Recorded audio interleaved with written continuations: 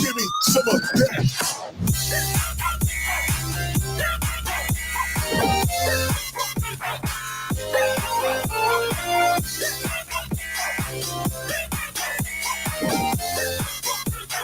Give me some of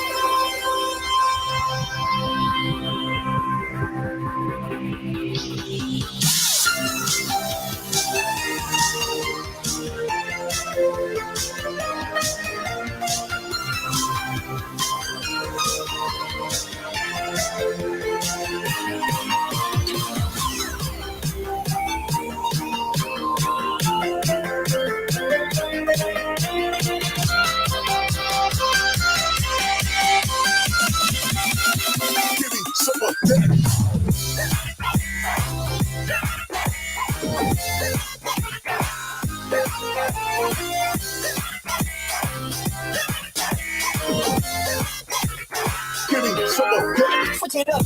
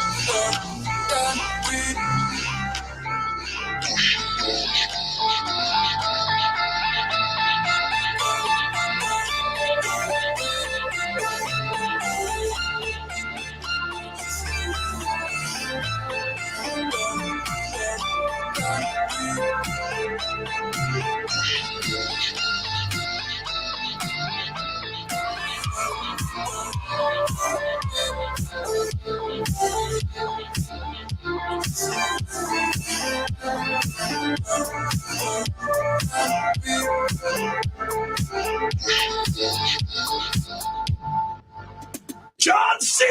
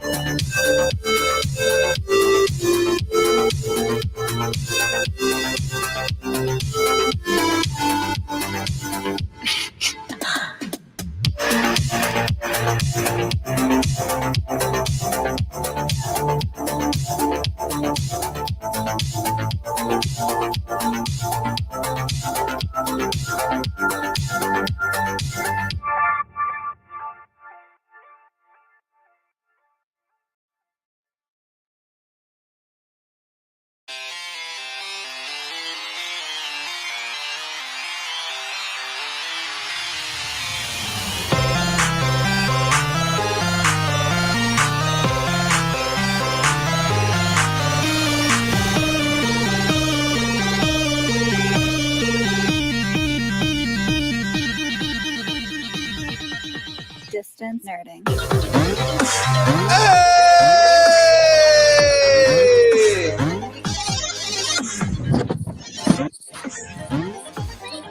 Ladies and gentlemen, here with all of the energy and none of the breath, it's your boy, it's your boy, still in Hotel Covidia. It is your boy, Young Phil. Joined with He's Aaron Thick. Sports. He's Aaron Thick. He's young Covidia Phil. Oh dear. He's Raider Ray, since we decided to skip Raider Ray. I am Raider Ray. And this is Oh wow. I know, right? And we're here To nerd together. We're here to be on cough medicine together. Yeah. I've actually been on cough medicine for like the majority of the last 3 days. Don't you love it? I am much better than I was on Monday, though. So for those of you who caught the show on Monday and heard me progressively worse in you know the tank of COVID that I was in, if you guys don't know what the heck is going on, I got COVID from my boss. Way to go, boss COVID. And in turn, I gave it to Jackie. Your boss.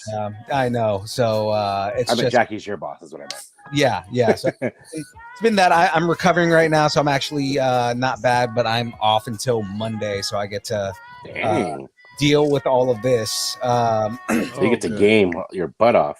Yeah, pretty much. I am clear as far as my work is concerned. They said that I'm actually clear to go back to work at this point, but my boss was like, just stay home till Tuesday because he can pay me for it. So I'm like, whatever, dude, sure. Nice. Yeah. So I am gonna be at Powerhouse on Saturday. I'm gonna be masked up. So for anybody who is upset about the photo opportunities of with me in the mask, it's for your safety, even though I'm outside. So still, you know, on that note, is it too late for you to get one of those the face masks that has your face superimposed onto the front, sublimated on there? You know what? I think I could probably get one of those, and that'd be dope. That'd be the best. I know, right? It'd be me, but with my face on the face mask. So before we start jumping into too much, guys, I've got a special guest on this week's show. Thank you. And we have an extra special guest. It's always special when you thick, extra special, right? Because you know we got Thick, we got Ray to Ray. But ladies and gentlemen, before I bring the guest on, I am going to plug our sponsors real quick, and then I'm going to bring on he's a man that's very near and dear to my heart. Santa, and I'm going to keep that going. He kind of is Santa. He's comic Santa. He is like Comic-Con Santa Claus. So that all being said, guys, gotta plug the sponsors first. And I'm kind of doing this out of the way. So let me go and do my button. Yeah, we've officially left the rails. Oh yeah, no, I jumped off the rails because you know there's no James, so I'm just kind of like destroying everything. You didn't even do the intro. I mean, there was no he's this and he's that, and we're here to do this. And anyways, guys, this week on deck we've got the download, starting rumors, a new segment called A Comic Conversation with our special guest, and then the breakdown, guys. We're going to be talking Moon Knight episode 6 today. So we will let you know when we jump into Moon Knight episode 6, just to make sure that anyone who doesn't want any spoilers can go and put the earmuffs on. But that being that, this being this. Oh, wait a minute. You can get with this, or you can get with that. Exactly. But first, let me get a shout out.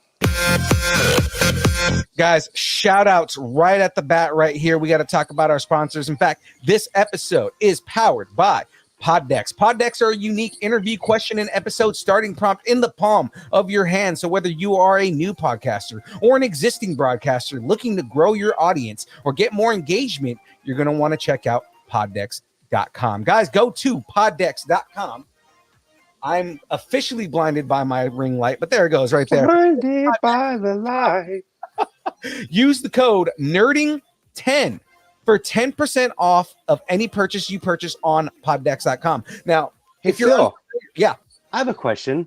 Please. What is Rona-filled Phil powered by? Oh, see, no, you're jumping ahead of me. Hold on 1 second. I thought I timed it right. You almost had it. You almost had it. Guys, Phil, go ahead. If you are unfamiliar with Poddex, it is good for not only podcasters, broadcasters, or anything like that. If you're looking just for icebreakers or you want to be the life of the party, it is actually a really good, almost party game style thing where it gives you questions to ask for the party. I personally use the app. I have the Poddex app right here. And basically what it is, it's $40 a year. Of course, you get 10% off if you purchase it through the website through us. And basically all I can do is go right here and say, okay, I want to ask. Oh yeah. You know what? I'm going to ask you guys a WTF question, because why wouldn't that work for you guys? Right. Have you ever been bitten or attacked by an animal? If so, what and why? If we're talking about an animal, do we count my ex-wife? Hey, come on. Your ex-wife definitely counts there. Ray, what about you? I have been mauled by a pack of kittens. And it was the glorious. Most adorable mauling ever. Just a bunch of kitten breath. Yeah, I've been bitten by several dogs. I'm sure I have. I'm positive. Yeah, I almost got stung by a scorpion. That was fun. yeah, that's always fun. So, hey Phil, when you watch anime, do you like it subbed or dubbed? I love you guys so much. Well done, sir. Guys, if you haven't figured it out by now, they've been asking me what I'm powered by, and what I'm powered by is Dubby. Dubby is an emerging brand of energy drinks created to help focus, concentration, reaction time with no jitters or crash. Dubby contains no maltodextrins, no sugars, no fillers, no artificial colors or dyes. Guys, if you want to find out more about Dubby, go to www.dubby.gg and get 10% off your first order. Now, guys, before I again bring on the guest right here, there is a brand new flavor that Dubby just came out with called Dub. in Peach. I get it. I know, right? It is mango white peach cooler. Now, I have yet to taste this flavor. Tastes like a blue dress. I know, right? I've been excited to taste this one, and I can't open it. What the hell? Okay, there it goes. Oh, I've been excited to taste this flavor. I didn't get to taste it on Monday because I was like so messed up. I was like, it's not going to happen. I'm not going to do that. Well, now I feel that I'm good enough to drink one of these. Do it. I am the need popping this. The need for Dubby. There you go. Now, see, I'm excited because, again, guys, this is the first time I'm tasting this flavor. You guys already know Dragonade is my favorite, right? So, you know, I always get down on the on the dragon fruit strawberry lemonade one that they have. But this one, I'm so excited to taste it. So I've got my fizzy water. I'm going to go ahead and pour this. And as I'm doing this, because you guys are going to see me taste it as I'm getting ready here, I got to bring on this guest, guys. I've been delaying it long enough. And I'm just super excited to bring him on because he is always a good time and he always brings good perspective to everything that we're doing. He is not only a great guy, but he's the face and kind of like everything behind Colossus Girl Entertainment, which is the company that puts on Powerhouse, the con that we're going to be at this weekend. So without further delay, because that's all I've been doing this entire time, Without further Mountain Dew, ladies and gentlemen, please welcome onto the show the one, the only Dave Haworth. Good evening, gentlemen. How's it going, man? It's going pretty good. It's nice to see you again since Boise. How you been doing? I was good up until last week. I had a meeting on not this last Tuesday, but Tuesday from last week. Our first in-person meeting for work. Oh, yeah. And it turns out that the most cautious person out of everybody at my work had COVID and didn't know it. That's how it goes. Yeah, my manager, who is the dude, and he was wearing a mask the whole time, which makes it even worse. He got COVID, and half of our team got COVID, and I happen to be one of the guys that caught it. So I'm clear now. But earlier this week I wasn't, and I got to do the show with a little bit of COVID happening. But yeah, no, I'm clear. Like I was mentioning earlier, I'm at the show. I'm just as a precautionary. I'm gonna wear an N95, even though I'm outside, because I don't want to get Congo or sick. But I'm still gonna hug you, and you can breathe on me and everything. I've had COVID. I've been 2 shots and a booster. So yeah, I've got the 2 shots and the booster. From what I was told, the only reason that I did so well is because I had the 2 shots and the booster. Otherwise, it would have been way worse. So mine was really mild. I didn't lose like any of my smell or taste or anything like that. that's not fun. Trust me, you're lucky you didn't do that. Yeah. I was very lucky. Absolutely. All right. Well, I'm gonna go ahead and put this back on down here, right here. Yeah, please put those back on. Good grief, man. Also, I'm gonna do a couple of little changes here. Right there. All right. See, there we go. We want to see Dave. We don't want to see me. We want to see Dave. I don't even want to see him. We want to see those gorgeous iArcade consoles behind him right there, which we might dope in the interview here because those are freaking beautiful, and I've seen them in person now, and it was Oh man, so good. Actually, we're going to be talking to Mike from iArcade at the con. Right. And you met him last month. Yes, he's a great guy, and I think he's the number one developer in the world. I have to tell you. And the iArcade system is the most amazing system I've ever seen. And at the end of the show, I'm going to try to talk him into giving you a deep discount on one of those cabinets he has. I can see what I can do. Oh, dude, if he does that, that might be like a way for me to get one. I'll still get yelled at for buying it, but why not? 100%. Yeah, it's.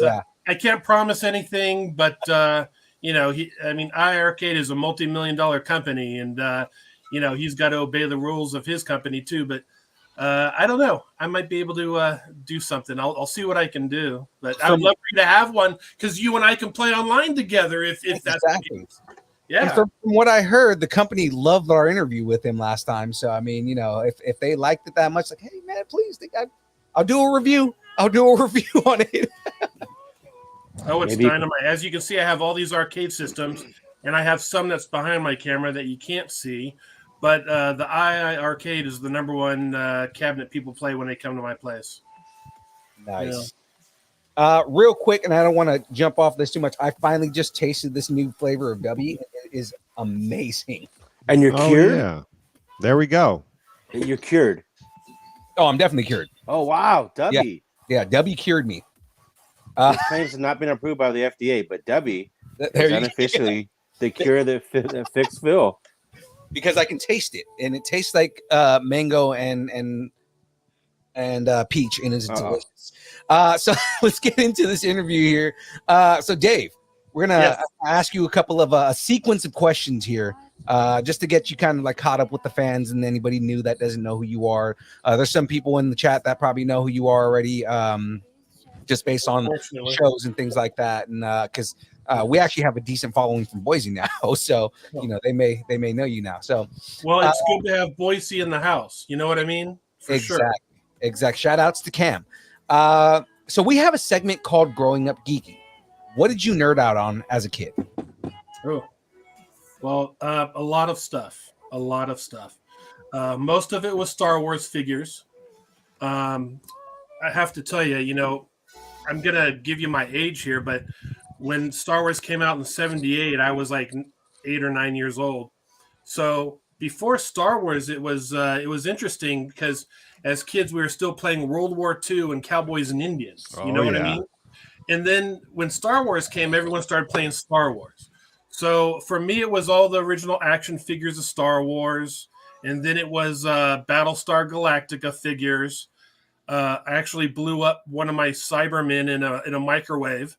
Haven't we all? I've got one sitting around here somewhere. I don't know where he's at. Yeah, my dad was upset. Microwaves just came out.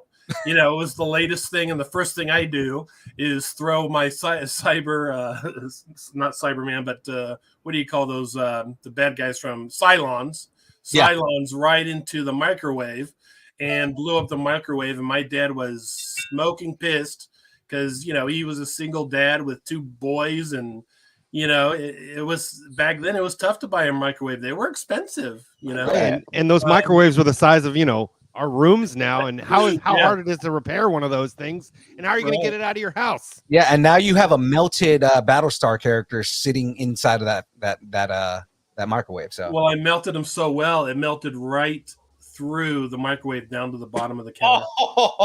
So it's really limited edition. Yeah, really. Yeah. So a new microwave was in order, and then it was Buck Rogers figures. And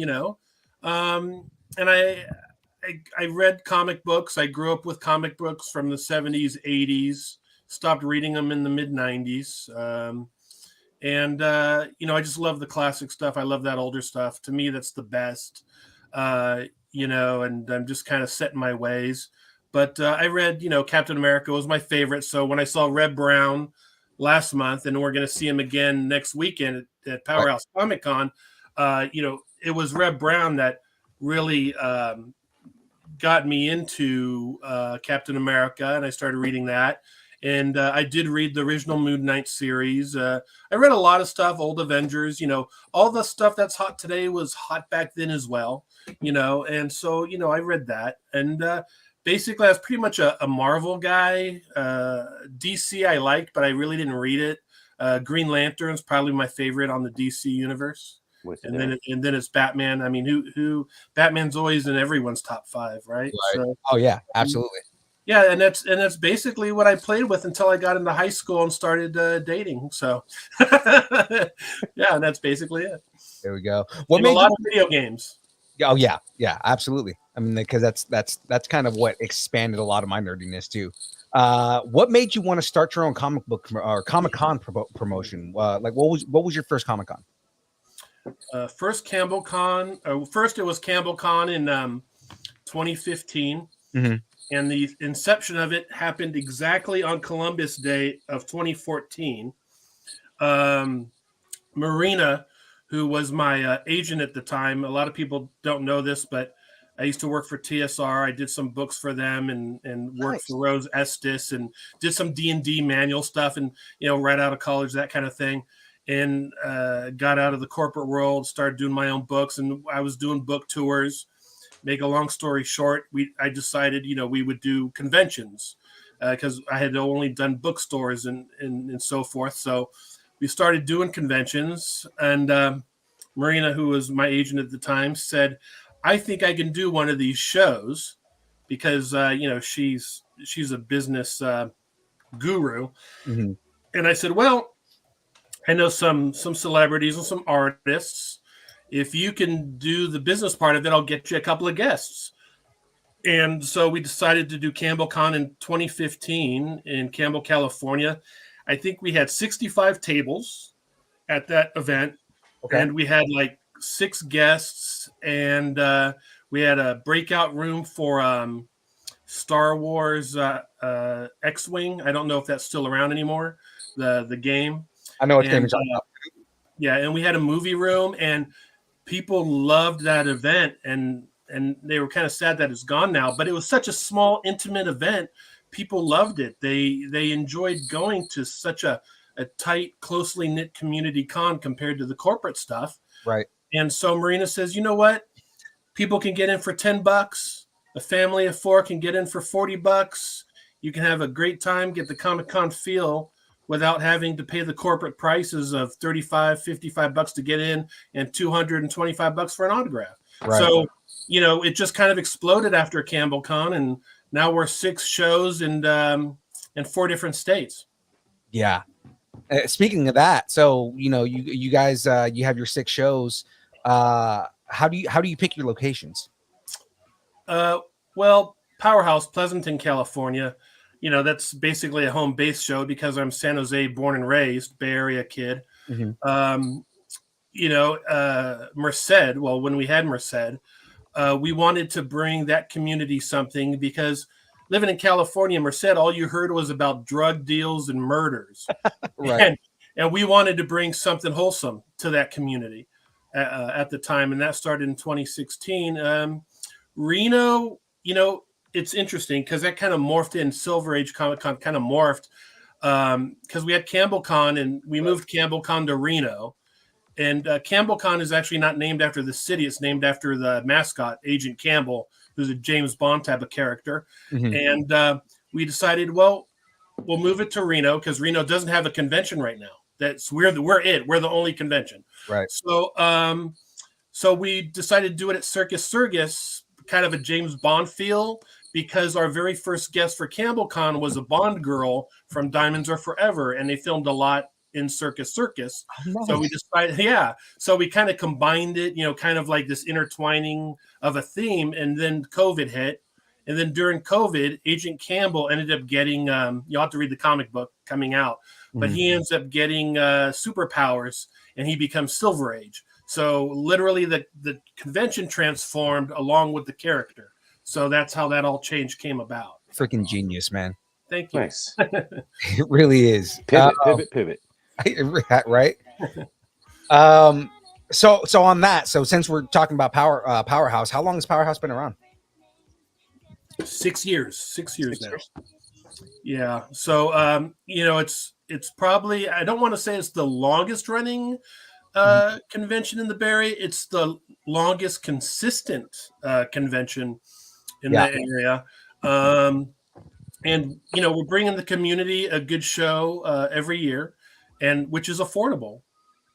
Because there's an event in San Jose that's just off the hook crazy, and for a family to get in there just in the door is $250. So we want to cater to everybody, and to cater to everybody, you need to make it affordable for everybody. Right. Now, of course, we don't have a lot of the bells and whistles, with the signs hanging up in the air saying autograph section or section 302. But you know what? Attendees, we did marketing strategies and surveys, and attendees really don't care about bells and whistles. They just want to have a good time. Right. And be able to afford the good time. Right. Exactly. Now, you've had some pretty big names come to the shows, right? So what was the first, oh my God moment for Powerhouse or any of your cons? And then who's been some of the more notable names over the years? Oh boy. That's a lot of names. Powerhouse has been kind of interesting because sometimes it's themed. Like we had 4 alien guests, so it was really an alien themed con. I mean, we had other actors from other genres there as well, like voice actors from anime and things of that nature. But we had a 4-actor alien reunion that still from this day has never happened again. Those 4 actors have not gotten together since 2018. And if you were at that show and be able to get all those autographs together, I have a Funko Pop of an alien queen, and all the actors signed that. Now people have said, "Hey, I'll give you $1,500 for that pop," and I'm like, "No," because they know that there's no way these 4 actors will probably never get together again. Right. So Powerhouse has those rarities. This year with Red Brown, I have to tell you, if someone's watching or listening to this podcast, if you're a Captain America fan, you have to be at Powerhouse. I'm telling you now, this is the last California event for Red Brown. This is kind of his farewell show. You won't see him back in California. So if you want to see him, this is it. You won't see him again. So you have to be at Powerhouse if you like Captain America. Yeah, because we met Reb at in Boise, and that guy, comedy gold, man. Like I swear, the minute we met him, it was just nonstop jokes, and I was just like, oh my God, this guy's so funny. I wasn't expecting that out of Captain America. You know what I love about him? He's genuine. Yeah, he's a genuine person. He tells you exactly how it is, and he's a genuinely nice guy. If I was to go to war and leave my wife with some dude, it would be Red Brown. Nice. You know what I mean? Yeah, I would totally trust him with anything. Yeah. Now, how do you go about finding, signing, booking talent and guests for the shows? That's difficult. We get a lot of requests, and we try to make those possible. We try to, we have people who will request like a horror actress, and we do our best to get those. And then we have people who say, "Hey, can you invite Tom Cruise?" And we just don't bother with those. So I'll send him an email. Thanks. And and what you have to do is we get a lot of emails from agents, but we like to pick and choose agents. We only like to work with the best. And we've had a lot of agents come through, and we've had to let a lot of agents go. And we still work with agents that we've worked with since the first Campbell Con.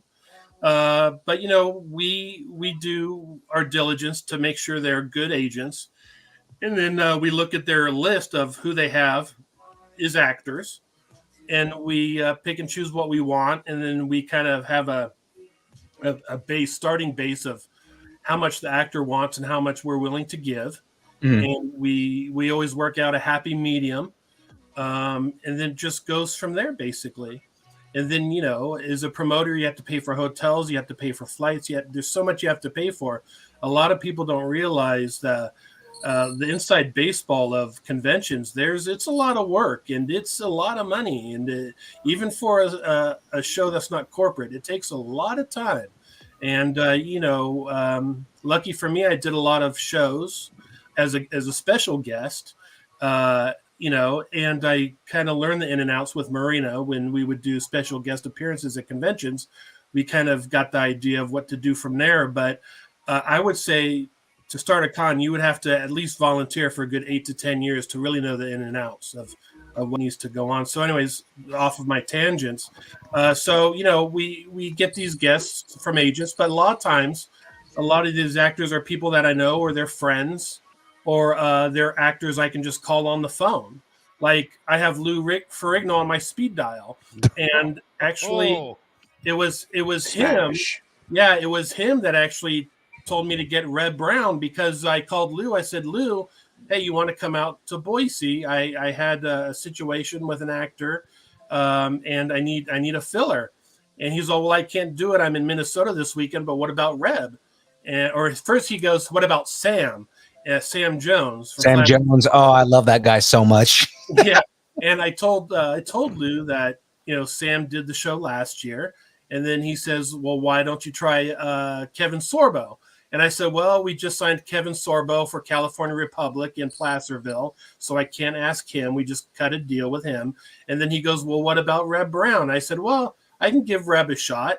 And I watched the film Uncommon Valor, and I knew about Captain America, obviously, because I grew up with Reb Brown. And I was kind of nervous about it because, he was like someone I grew up as a kid, like Gil Gerard from Buck Rogers. Right.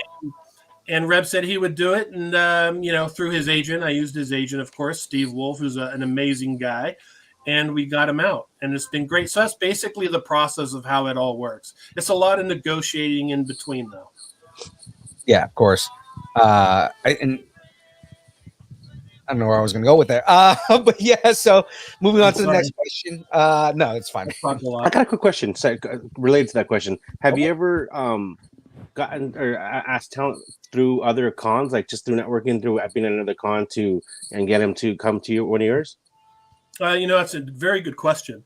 When we first started, we really didn't know how to get vendors and exhibitors.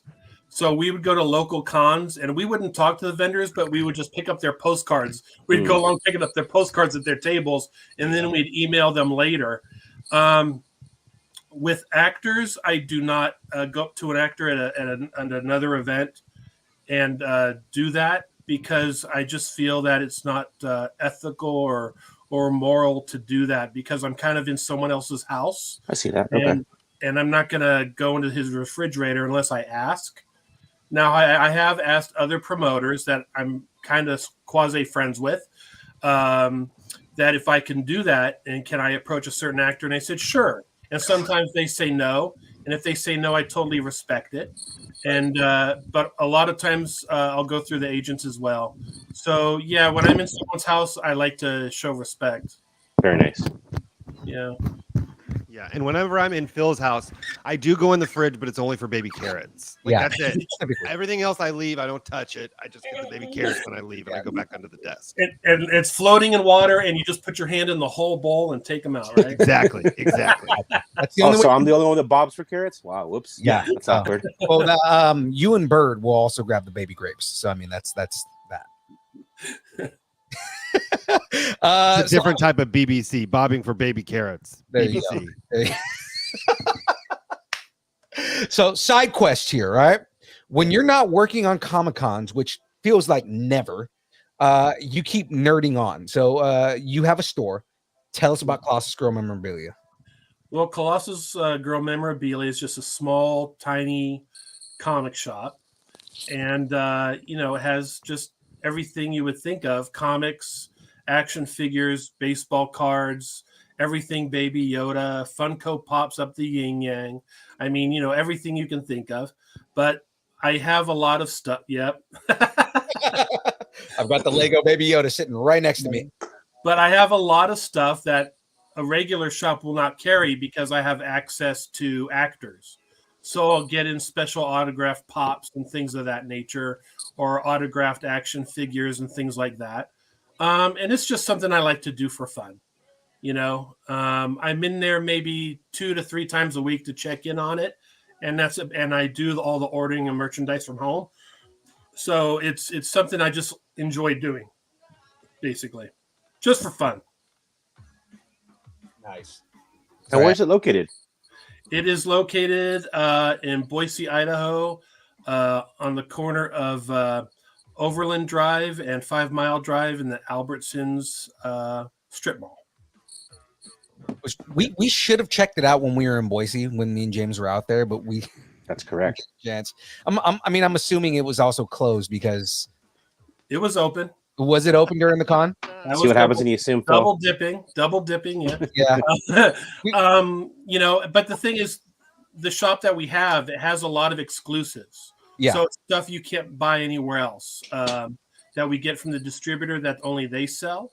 So like we ended up getting a glow in the dark action figure of Batman Beyond, and I'm the only one in the state that sells that. So I get people coming from like Montana just to shop there to pick it up. Your neck of the woods there, Ray. I know. I go to Montana just for the Huckleberry Jam. Yeah.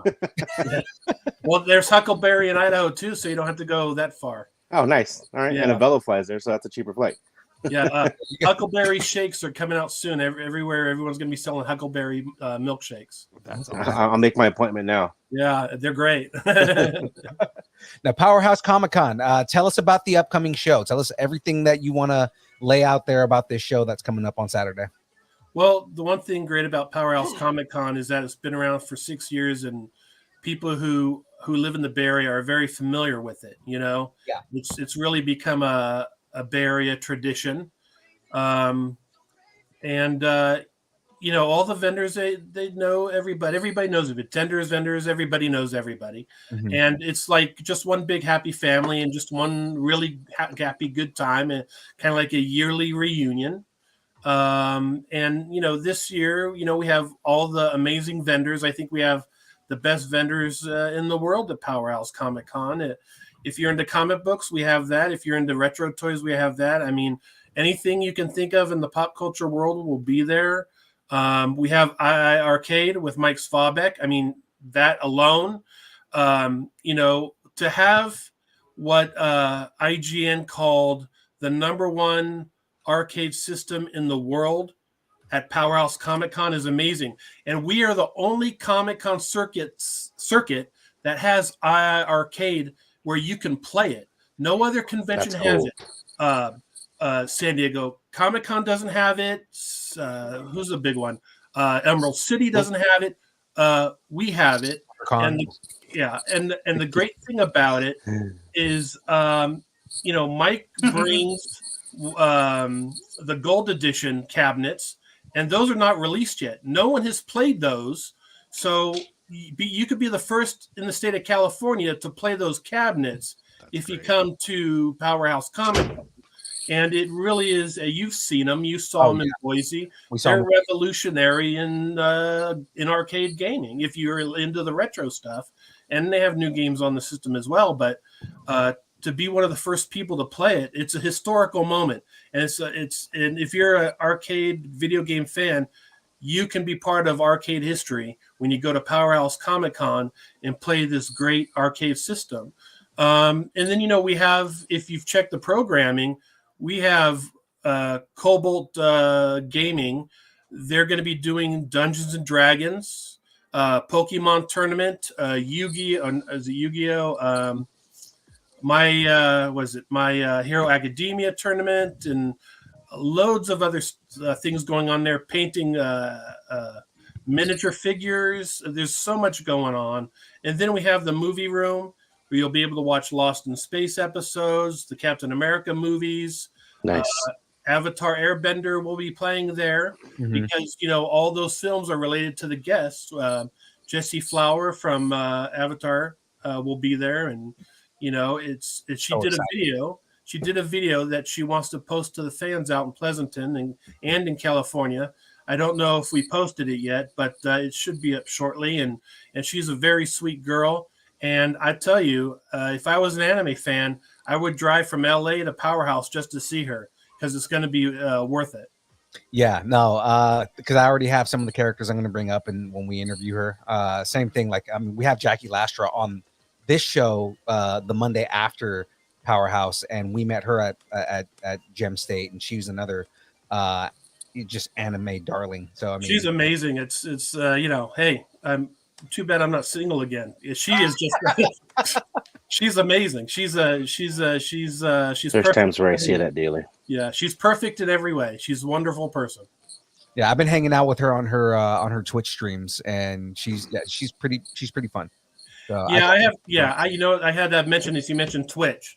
My Facebook, I lost the password and I can't get it back. So I'm trying to get on Facebook again. So bear with that for people who know me and who contact me on Facebook. I cannot message or communicate with anyone on Facebook anymore. Yeah. And it seems like told us. Right. And it's like I have Twitch and all these other things. And it seems like I just end up losing these passwords I can never get back in. It's it's a vicious circle.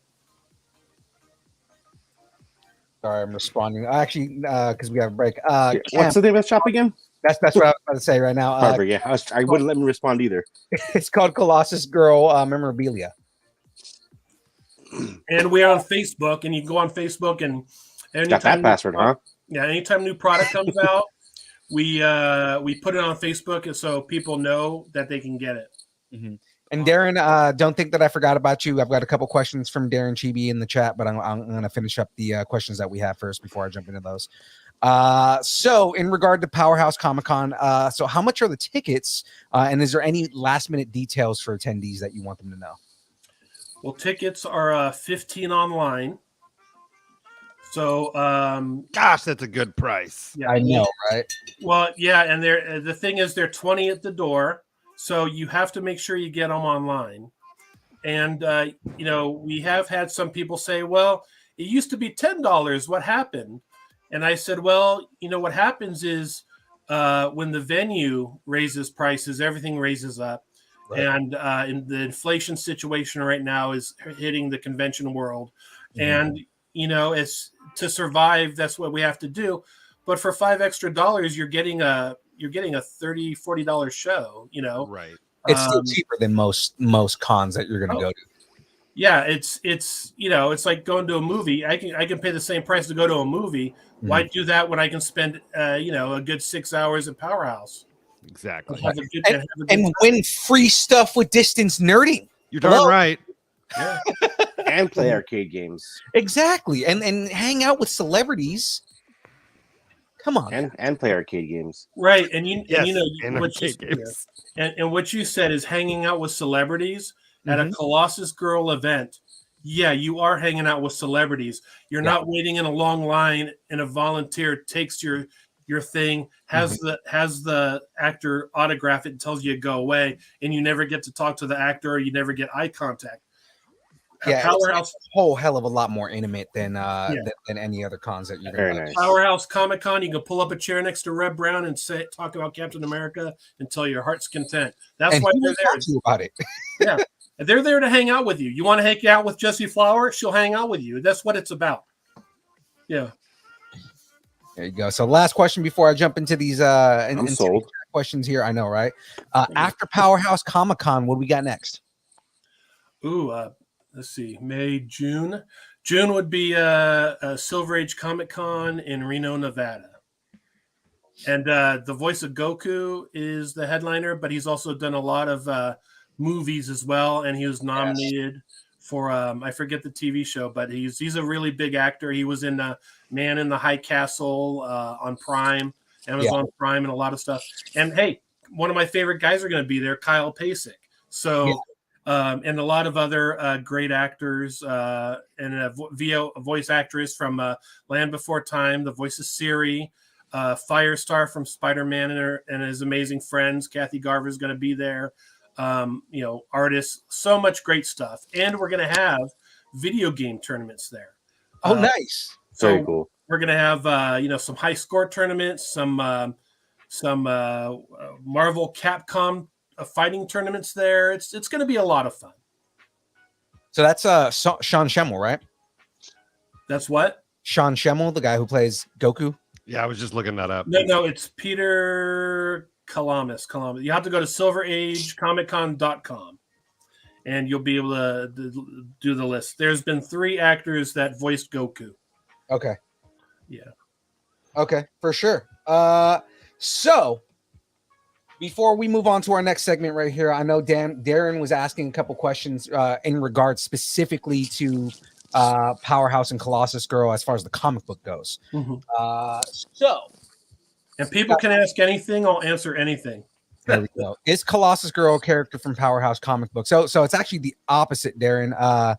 Powerhouse is a character from Colossus Girl's comic book, but I'll let Dave answer that one.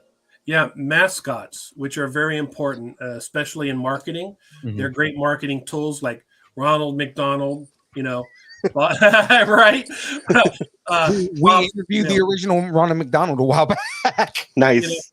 Yeah, and as you can see by my hat, I love sports. I'm a sports guy, and I'm an Oakland A's fan, obviously. And what do sports teams have? They have mascots. And that's what our conventions have. Every convention has a mascot that represents the area. Powerhouse represents the Bay Area. And he's in the Team Colossus comic books, which is all the mascots together in one team. And usually the storylines, they're fighting corporate conventions most of the time, and freeing the fans from high prices. But Powerhouse will be getting a 1-issue origin story eventually, and you'll be able to know his origins. Very but, cool. Basically it was the conventions that started first, and then the mascots came on through that.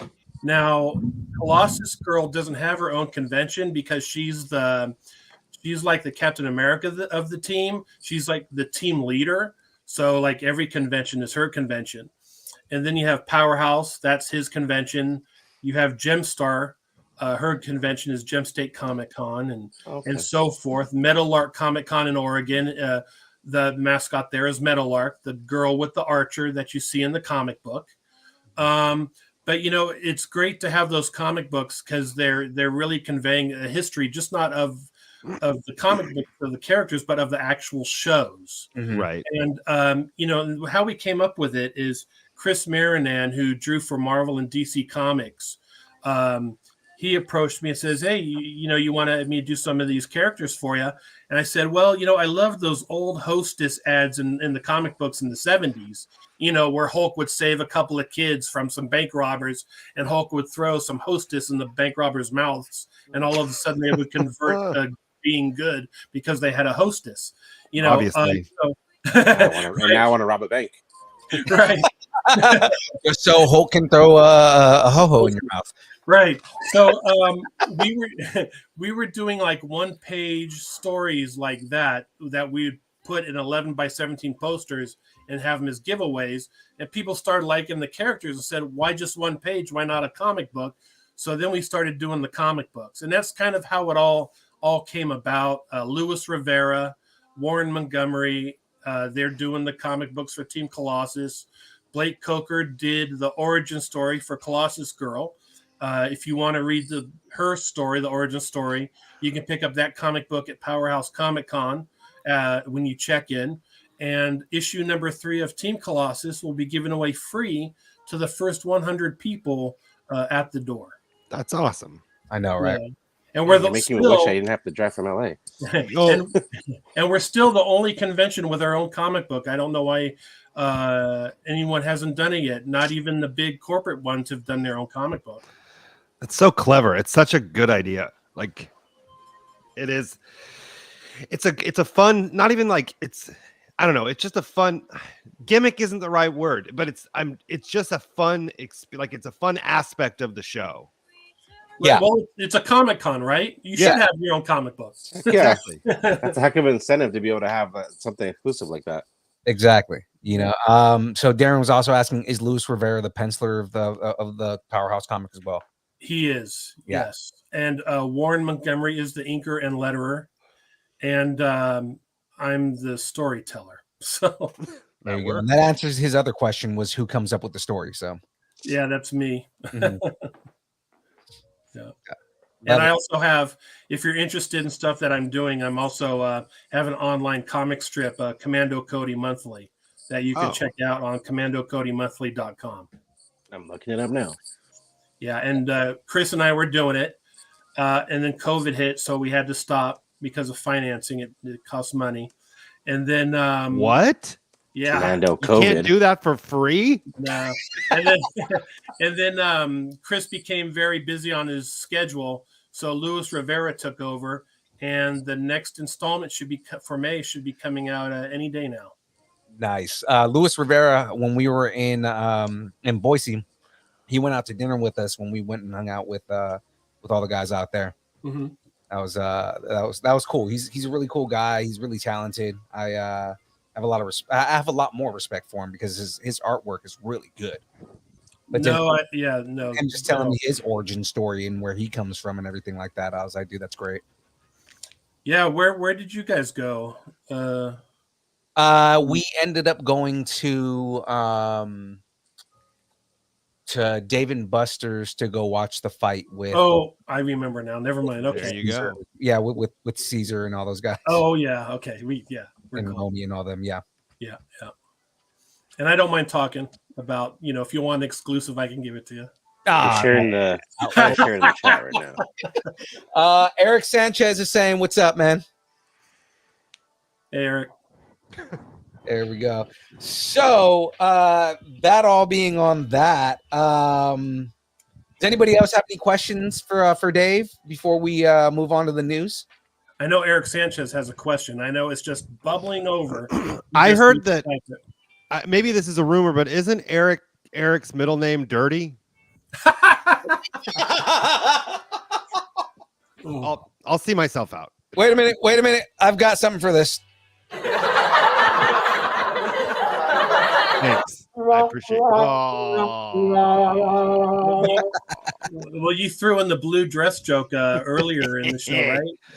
So you have consistency. You have consistency. Oh, this man is hilarious. It's nothing but jokes the entire show. I try. No, he's funny. I like it. I appreciate it. Yeah. Oh man. All right. Doesn't love to laugh. Exactly. So jumping in on this, we're gonna start moving on to the news. Dave, you gonna hang around? Sure. I have one question for you though. Please. Just because it's a serious question, because I don't really know the answer to this, and I'd really like to know, because at Powerhouse, if you go to most conventions, the promoters, you'll see them. They're always in a 3-piece suit or a nice dress, or they're trying to look corporate or whatever it is. And here, Marina and I and the Team Colossus crew, we're sitting there with T-shirts, jeans, and backpacks with medical kits on our backs, and we're like in the trenches. Mm-hmm. And we kind of look at ourselves like the T.S. Lewis of during World War II and in Lawrence of Arabia, that we're in the trenches actually working instead of walking around in a suit. And and people are like, you're just dressed up like anyone else. And I said, yeah, because why would I be running around in a 3-piece suit sweating my butt off when you have to be comfortable, and you're working, you're just not walking around, right? And you're in the trenches, so you have to be prepared for war, right? Yeah. But in regards to like podcasts and so forth, what other promoters or what promoters do you see doing podcasts or being out there? Because I'm curious. I'm just kind of curious what other promoters are out there doing it. There's not very many others that are hopping on podcasts and things like that. Like I said, the only there's maybe three actually, because Mike from Stockton Con was on last week, right? So like okay. You should tell me. Yeah. So Mike from Stockton Con was on last week because we were promoting Lodi Con, and then of course our boy Rob Kaiser from Capitola Con comes on every now and then too. But like, it's just the three of you guys are the only ones that we really interact with, and Mike's been more recent, So I mean, like, and I would say again, barring that, we're just meeting Mike, Rob is probably on the same level as you, where it's like he's in the trenches and he's trying to make sure that, you know, he's promoting and everything like that. So it's kind of like I see a lot of similarity between you guys as far as your styles, because you're very much like the best word that I can put out there is a man of the people, right? Like you guys are, you're one of us. You just happen to be promoting a con at the same time, right. You know, and Mike, you know, I've known Mike for years, since the second show that he's done up in Stockton, and you know, the one thing him and I have in common is we love to talk about baseball. We love baseball, and I know that when my dad passed away, him and I had talked on the phone for like 3 hours. You know what I mean? And so we're close in a lot of regards, but there's one thing that really separates us is I'm an Oakland Athletics fan and he's an Anaheim Angels fan. But that's the only difference. And you guys both hate me because I'm a Giants fan. So I mean, there you go.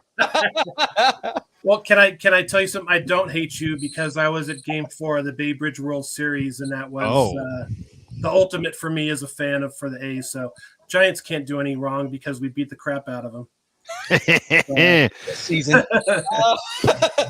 Yeah, well, see, here's the thing is you can say that, but I've been an A's fan also my whole life, but they also haven't won since I was 4 years old. Oh, so, and I mean, you know, where my my argument against the Angels comes into play is you guys robbed us of a title in 2001. So it's like Barry Bonds got robbed of his his chance to win an actual World Series. Oh no, Phil, you mispronounced roided for same difference. Okay, Big head Bonds. Sorry, man. Well, you know, I'm a football fan too, and you know, I'm loyal to my teams, and I'm a Raider fan, and Thank you know, God. I have to. You see his name. I have to say one thing though. I'm still bitter over Super Bowl II. Those damn Green Bay Packers shouldn't have won that game. How do you feel about the move? Okay, this is emotional for me. You know, you talked about Raiders. Somebody who's a Raider fan earlier on the show, and Raider Ray. Okay, Raider Ray. You might know me from this name. I don't know if you do or not, but I used to work with Bob Fitzgerald, and I'd come in once in a while on KNBR radio, and my call sign was Raider Dave. And, you know, I would go to the games, and it was great because I'd have a Raider Dave jersey, and I'd walk in, and people would just be handing me beers, and I would be drunk before I'd get into the stadium. Yeah, that's the way it is at a Raider game. I was like a Raider Ray jersey. I got a custom Raider Ray jersey. Yeah, the last game I went to for the Raiders was Oakland and Los Angeles Chargers, and the only reason why I went to that game is because of the historical significance of Al Davis used to coach the original Los Angeles Chargers. And I promised myself when they moved to Vegas I would never see a live football game for NFL. Okay. Yeah. I know a lot of I have a lot of friends that feel the same way, or they'll only go to away games. So I understand the sentiment for sure. I'm a Southern California fan, so I'm not as steeped in the culture, obviously, as it being a hometown type of thing, but so I totally get it. Yeah, but I used to drive down to LA and watch the Raider games down there and pay $15 to get in for a front row seat. And you know, you'd get there at 6 a.m. The guy I used to tailgate with was the neighbor of Kevin Costner that they used to live right next to each other, and they would have tailgate breakfasts, and then you'd have tailgate lunch, and then you'd tailgate breakfast now, and then you'd have tailgate dinner, and then you would leave. And I would end up driving home from LA back to San Jose. I'd get home like 3 a.m. the next day. For years, the best part of going to the games in Oakland was a tailgate, and that's just speaks to how terrible the team was for those years. But we always enjoyed the tailgating more than the game most times. Oh, of course. Hey, they were terrible, but Art Shell, he was not a very good coach, but he was a great offensive lineman and a great human being. There you go. Absolutely. All right, guys, we got to start moving in because time is ahead of us. Whenever I come on, we end up talking sports. We're already an hour in, fellas. Buckle up. Yeah, I know, right? We haven't even started the news yet. Okay, now, so what's still powered by? Also powered by Gubby. You see how much I've been drinking. So that all being said, guys, it's time for the download. Now, guys, check out the Distance Nerdington post for more news, all of the trailers, reactions, and let us know what you're nerding out on. This week, we got trailers for the Green Lantern animated movie. Miss Marvel's new teaser came out. Hustle with Adam Sandler. Love, Death, and Robots Volume 3, which I know, Thick, you're probably... I'm so in. Oh my gosh. It's such a good show. Right? Westworld Season 4. Come on, dude. Galloping back on the screens. That trailer looks so dope, right? Oh my! It's one of my favorite shows of all time is Westworld. Oh And- yeah, dude, it's so Oh, good. See, like you know what's funny is I heard a lot of people talk smack about season 3, and then I watched it and was like, I do. why? It's so good. So good. It is so good. What it was is because it wasn't in the West, and Right. people were pissed about it because it's like, oh, it's taking place in the future now. Like that's where the whole show takes place. I love that they added Aaron Paul. Yeah. He's such a good character in that, and everybody in there's phenomenal. Like Yeah. there's all such Tandy Newton, Evan Rachel Wood. Tandy Newton is such a badass in this show. Mhm. So good. Have you guys seen the movie by any chance? Either of you? The old '80s original movie. one? Yeah. No. I didn't watch the original one. I watched it after I had started watching the show. I actually went back and watched the movie. It Because was- technically good the show is not a remake. It's a sequel to Right. the show, yeah, to the movie. that's actually exactly why I went and watched the movie. Oh, gotcha. And then the last trailer we have on there is Pistol, which is the Sex Pistols biopic that's coming up. Okay. All right. All right. Well, that is true. Sex So- Pistols are very good, actually. Oh yeah, no, and that's why I was saying like not only were they like an influential punk band, but it's just it's a whole biopic about like their journey and everything that they went through and everything like that. I think that's on Hulu, right? I believe that sounds right. Yeah. So so coming up with the first story here, guys. Dancing dirty, nobody puts me in a corner It's true. It's true. unless that corner has tacos. Or COVID. Do we have tacos? There's always tacos under the table. You know that. I know that. That's true. Director Jonathan Levine, best known for his films 50-50 and Warm Bodies, as well as the series Nine Perfect Strangers, has signed on to direct the sequel to the 1987 classic Dirty Dancing. The follow-up film will welcome back Jennifer Grey in the role of Frances Baby Houseman. The original movie took place in the 60s. This film sees Baby return to Kellerman's in the 1990s. How do you guys feel about this? Add it to the list. Add it to the list of remakes and sequels that we don't need. You don't need a Dirty Dancing sequel. That takes place 30 years after the original, right? Yeah, And spoiler alert, it's 2022. The dance is probably going to be a lot less dirty. well, it's based in the 90s, It's going to be in the 90s, though. Ah, but Patrick it's getting Swaziland made, is right? not going to be in it because, spoiler alert, he's still dead. Now, the movie's music will range from songs from the original movie, so things like "Hungry Eyes" is still among the songs set to return, to 90s hip hop. Levine also name-checked Alanis Morissette and Liz Phair as artists whose songs could potentially feature. So Okay. we're gonna get like Liz Phair and Alanis Morissette with 90s hip hop in Dirty Salt and Dancing. pepper, it's a little ironic. Yeah. Don't you don't you think? think? I beat you. Now we have an "I've had my life" synopsis. Like remember, James wrote all this, all right? So, No, you don't say. right? Like the original, the sequel will be a coming of age romance centered on this experience of a young woman at the summer camp, but Baby's own journey will intertwine with this to create a multi-layered narrative. Sure. They already did this movie, though. It's called Grease 2. Yeah.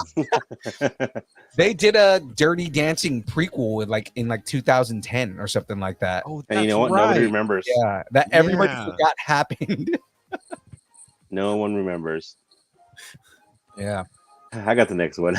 Yeah. I know. Dirty Dancing, the sequel, is expected to dance its way into theaters Come on. in Lazy writing. 2024. Wait a Not minute. even shimmy its way onto your screen. Not gonna do the reboot robot. I mean, come on. Take my money.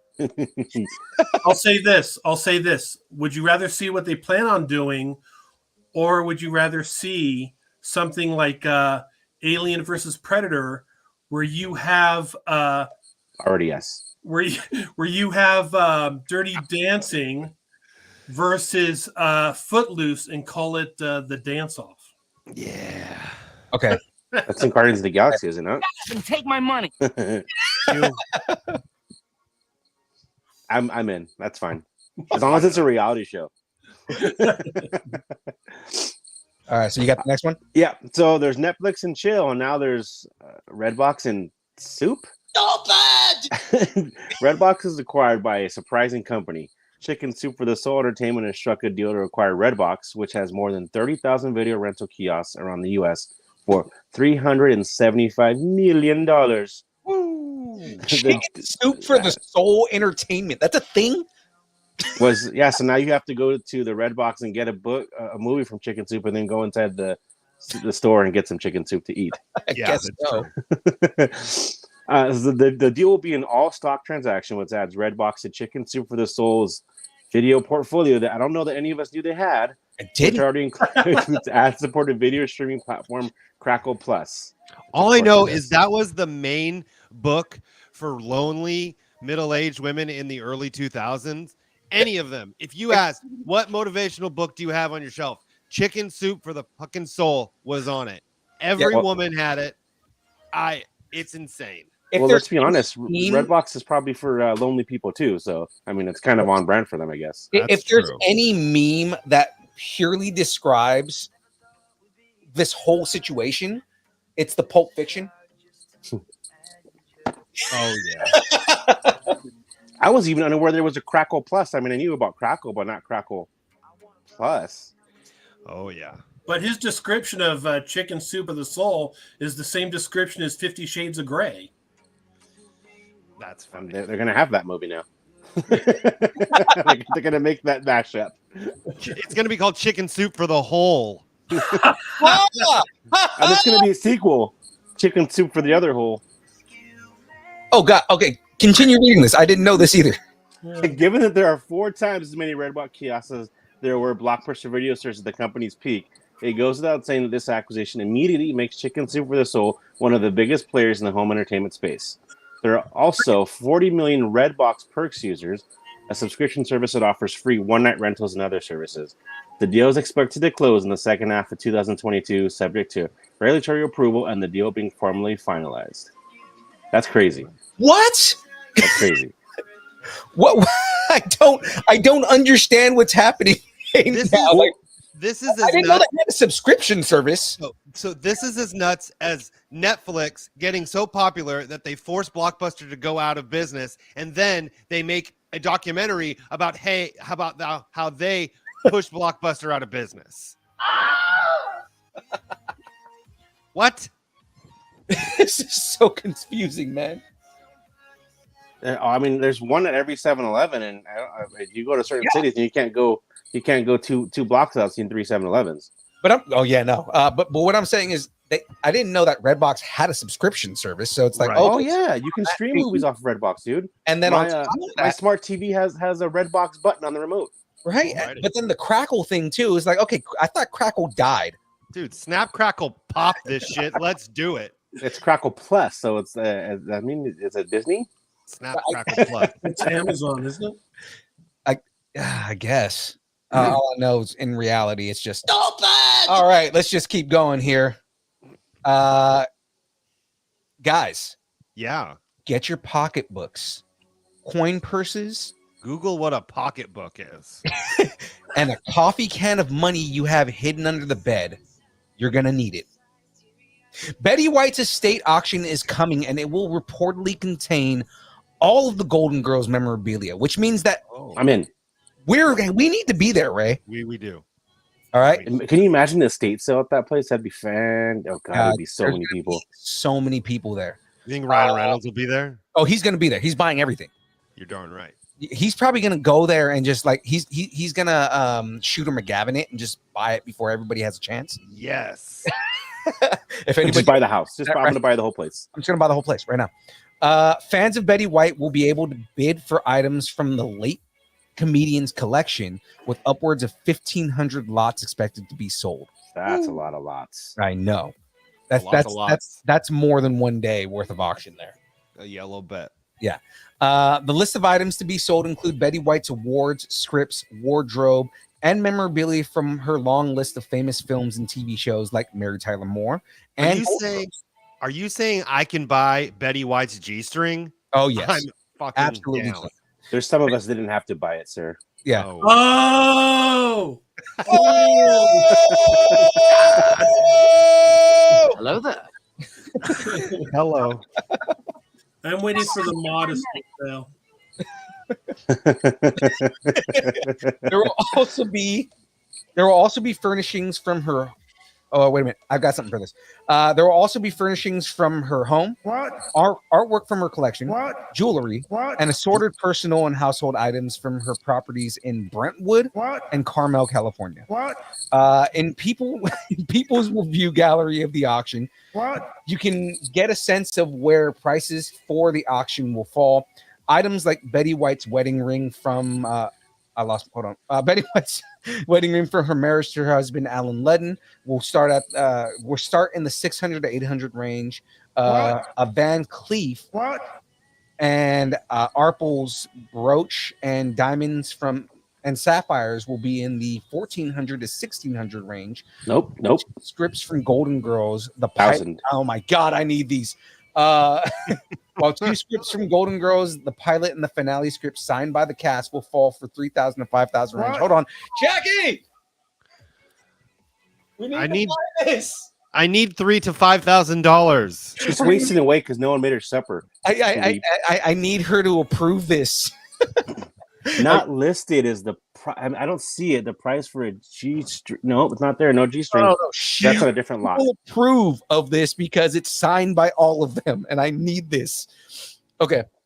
Aside from my excitement here, the auction will reportedly be a 3-day event, which I kind of called at the beginning of this, which will be held in Beverly Hills as well as online, starting on September 23rd. The unofficial, inaugural, and final Golden Girls Estate Con. Dude, I'm shaking with how excited I am that there's a chance that I will not be able to get that script. And I'm shaking with how much I'm judging you. You're darn right. That I actually want to go and buy the That's all, folks. script that was signed by all 4 of them. That's cool. That is very cool. Come on, man. That belongs in a museum. It does. It does. That's probably where I end up putting it, in the museum of my home.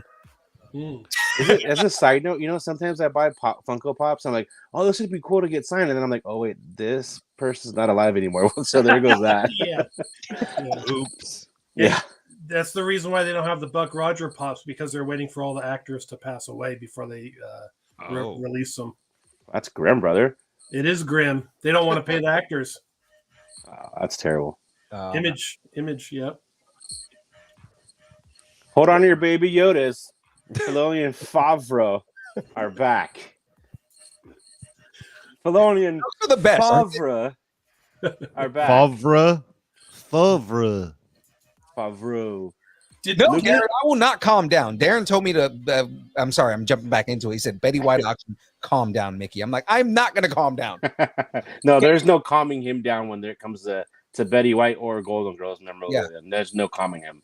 Betty White was my favorite actress, but my favorite character on the show was definitely B. Arthur. So I mean, and Estelle Getty. Estelle Getty was pretty amazing too. But anyways, I still get it was for just because how mean she was. I gravitate towards that. She's just a jerk. It was both of them. Well, yeah, that's true. Yeah, that tracks. they were both sarcastic, related. mean, and it was great. The announcement came with a tweet from the official Star Wars Twitter account. Dave Filoni wrote the series and is executive producing with Jon Favreau. The directing lineup has yet to be officially announced. The series stars Rosario Dawson as Ahsoka Tano, which man, she killed it when she appeared.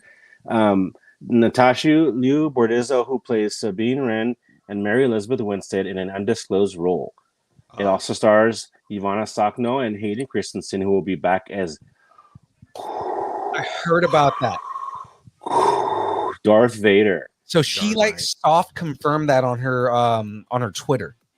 Oh, Because like nobody knew that Hayden was going to be in the show, and she mentioned something about working with him on set for Star Wars. Oh, that's right. She took some heat for that too. Yeah, she took a lot of heat because she was just talking about how cool he is, and they were just like, "Oh, I kind of just dropped the ball and confirmed that Vader is going to be in Ahsoka." oopsie And it just kind of it, but still, it was like, "Oh my god!" Like we didn't know that he was going to be in, which means that makes me more excited for the way he's portraying Vader in Obi-Wan. Yeah.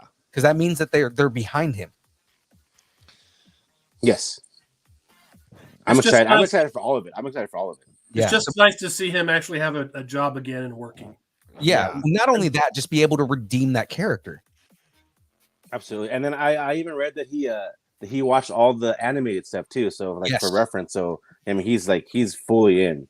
Yeah, which is like, hands down, everybody has mentioned that his portrayal or the voice actor who portrays him in Clone Wars was the best version of Anakin Skywalker. So I guarantee he went and watched it and was like, okay, how do I refine my character so that way I can reflect this more and I make my performance that much better?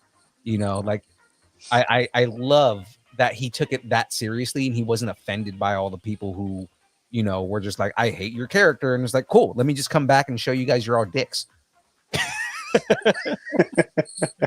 Well, I'm all for it, man. Right. Hello there.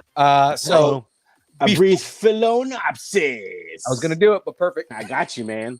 The story follows Ahsoka and Sabine as they hunt for Grand Admiral Thrawn in hopes that it will lead him to find lost Ezra Bridger, the young Jedi who disappeared with Thrawn many years ago. You're gonna have to go watch the animated series if you're not familiar. Yeah, and I'm excited because Admiral Thrawn, and I know is the best Star Wars character.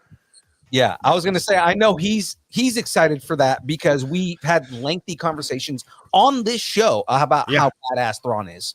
So, he's and the because best. he's legitimately badass, not because they inflated him like Boba Fett. No, he's legitimately he's scary in combat. He's the best commander, I think, in the Star Wars universe. Yeah, like he's the smartest military mind, definitely. He's great. He's the only Imperial that rivals Vader as far as command and strategy and everything like that. I mean, I would say strategically he's still a more formidable character than Vader. Vader has a lot of raw power. He's intimidating. Yeah, like Vader can get a lot of things done, but mostly through fear and power. Yeah, he's a different type of fear and power, and he outthinks everybody. Yeah, he's 5 steps ahead of everybody before they even get going on. Thrawn does what you guys tell me that Batman would do in the way Batman would win every fight because he's Batman. That's what Thrawn does. He just he knows how to beat his enemy before they even start fighting. It's 100% exactly that. Like Thrawn is that scary of a character. Yeah. The official release date. Yeah. Oh, nice. Yes. Oh no. Okay, so he's doing That's the man right there. Yeah. But the thing, okay, so I love Peter Cushing. All right. I'm just gonna say I don't so as great as Grand Moff Tarkin is and the strategy that he also has a lot of hubris, right? Like the thing about Grand Moff Tarkin is we all know his major mistake is when he was told by his generals that he needed to pull out, he says, in our grand moment of triumph, and then we've all been there, bites him in the ass, right? But I mean, like, Grand Moff Tarkin, I'm not Grand Moff Tarkin, sorry, Admiral Thrawn already has contingencies for everything. Yeah. There's no way for him to lose, and it's kind of like, and I know I've said it before, but I'll say it again. Anybody who even is a little curious about Thrawn and you want to know, read or listen to the books. There's 6 books out right now that are new, that are canon. They're not the old ones from the 80s. There's 6 books. They just came out with the last one like 2 months ago. Of the 6 Thrawn books are just amazing. I'm on the last one now, and they're so great. And it I might really get Audible just to get them. Oh, definitely. And Resubscribe if to you Audible. do get Audible, the audiobooks are so well performed. Use the code nerding10 to get Use nothing the on code. Audible. Yes, thank you. Yeah, but the voice actor who plays Thrawn in the book is amazing, and yeah, it's so great. If you get a chance and you have an extra Audible credit, get the Thrawn books. Period. They cast the voice actor who played him in the series in the show. Now I say this, if you're a fan of like Jedis and lightsabers, it's not the book for you, because it's not that. There's not a lot of force power in the books. There's not a lot of Jedi stuff. There's not a lot of lightsabers. It's all military tactical like strategy books, and it's so good. Oh, it's so great. I was just going to ask, how many Star Wars characters in the universe that Darth Vader actually listened to and they commanded Vader? I mean, one himself. Well, no, there was the Emperor and Tarkin. Those were the only 2 guys, right? Yep.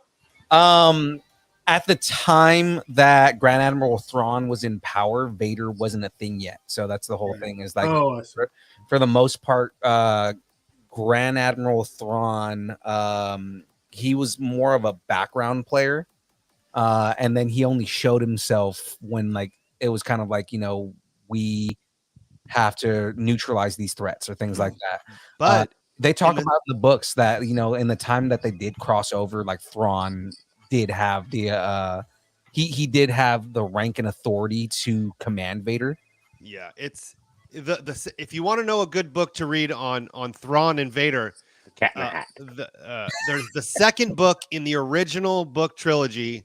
It goes from present day with Thrawn and Vader to like old Thrawn, like young Thrawn and young Anakin, and they meet up on this planet randomly, and you get to see their story from the past too. It's great. It's so good. Oh, but it's too bad that Tarkin died during the Death Star explosion, because if he would have survived, he would have saved all those other commanders from being choked by Vader in the next 2 movies.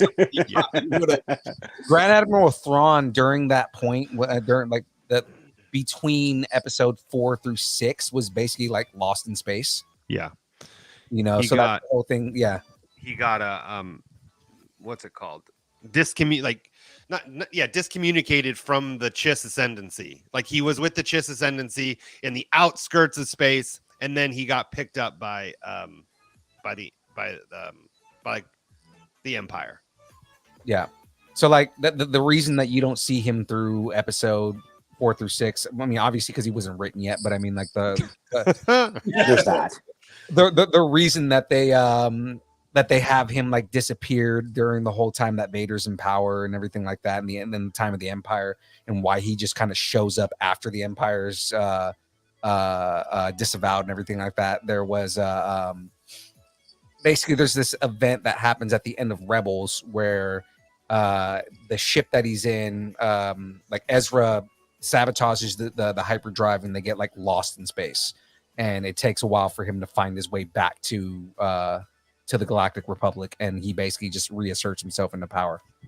There you go. But Ahsoka is supposed to be like him finding his way back to the Republic, and picking up that storyline. So that's great. It's gonna be interesting to see kind of like what like where Thrawn picks up and during Ahsoka, because that's after episode 6 in between. And this is my prediction. So we had the Mandalorian, which spun off to Boba Fett and to Ahsoka, and now Ahsoka is going to have Thrawn, and I am almost positive we're going to get a Thrawn series. Oh, I hope they do. I don't see how we don't get a Thrawn series. Yeah.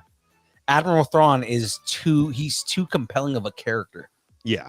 And he's also just, I mean, he's a badass hand-to-hand dude too. Like if you see him in combat, like he's the kind of guy that can go into combat with a bow staff and like beat a battalion of stormtroopers shooting at him. Like, not that that's an achievement in our world because stormtroopers can't hit shit, but I mean, like, in a world where stormtroopers are supposed to be accurate, right?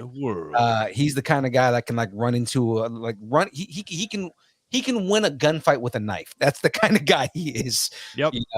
So anyway, that's happened in the book. I've read that. So pulling back to the Ahsoka on Disney Plus, no, the official release date is definitely a Gray Jedi area, as we do not have one as of yet. I think they just started filming like 2-3 days ago. I think that was the original tweet that was like the start of filming on it, like the principal stuff on it. Cool. Yeah. So I mean, it's good that they're finally getting that series because I'm excited for it. I know everybody else. Hopefully, everybody else is excited for that series too. Well, I'm stoked. Can't wait. Fucking snips. All right. These aren't the jokes you're looking for. Hello there. All right. The most anticipated Star Wars TV series to date is finally set to arrive this month, but is already ruled out for Emmy consideration for 2022. Come on. Oh. According to Variety, a limited series like Obi-Wan Kenobi needs to release all of their episodes before June 16th. The Disney Plus series is set to conclude on June 22nd, meaning that the eligibility window will be pushed to the 2023 awards. Old Benopsis. Obi-Wan Kenobi takes place in the years between Revenge of the Sith and The New Hope. After the rise of the Empire, Obi-Wan went into hiding on Tatooine, keeping watch over Anakin's son, Luke Skywalker, from afar. After the death of Padme, the one who beat Darth Maul somehow, and Anakin's turn to the dark side, newborn twins Luke and Leia were split up. Luke was sent to live with his aunt and uncle under the watchful eye of Obi-Wan, while Leia was adopted by Senator Bail Organa. And became royalty, while Luke is fucking just Looking chilling the salt power mines, converters. almost dying. The moisture Leia's- farmer, what a rap that guy had. he farms water. That's what he does. And not even real water. He farms like evaporation. Yeah. We will say Hello there. to the first 2 episodes of Obi-Wan Kenobi, and they are debuting on May 27th. Woo. I'll wait for the DVD. Ouch. What's a DVD? Blu-ray, whatever's out today. I'll wait for the DVD. It'll I'm be waiting on laser disc. It'll be fine. I'm waiting for the. Oh, dang I'll wait for the laser disc. Damn it. You gotta flip it over like a record. Oh, I killed Thick's joke. Sorry. Oh man, so good. Switching gears, Amazon has some good/bad news for Jack Ryan fans. The bad news: Amazon's Tom Clancy's Jack Ryan, which stars John Krasinski, is set to come to an end with its 4th season, which is currently in production. The good news: there's a spin-off series in the works that will replace it, and that series will star Michael Pena as Ding Chavez, who is another character from Clancy's Jack Ryan literary universe. His name is Ding. Ding. Chavez done. You know Ding, what? Chavez done.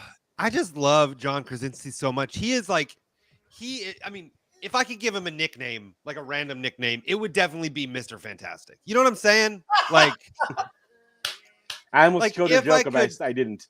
if I could give him a You're nickname. fine. I watched it this morning. We're fine. Pena's character will be introduced in the final episode of the upcoming 3rd season before, spoiler alert, joining the cast full-time in season 4, so there will be a smooth transition to the spinoff, which is in early development.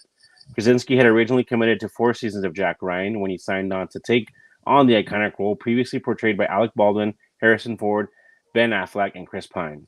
Yeah. Jack Ryan comes to an end after season 4.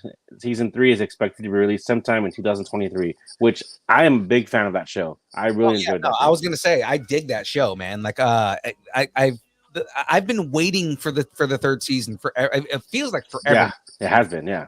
right? Because my old roommate is the one that got me into it. He kept telling me like, dude, you have to watch this. You have to watch this. So I started watching at season 2 and I was like, God damn it. I need more.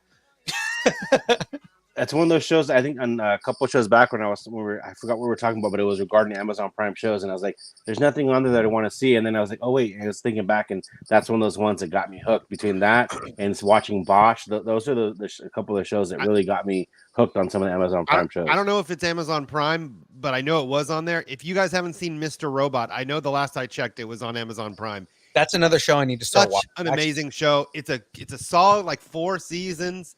It's really, really good. And what's his eyebrows?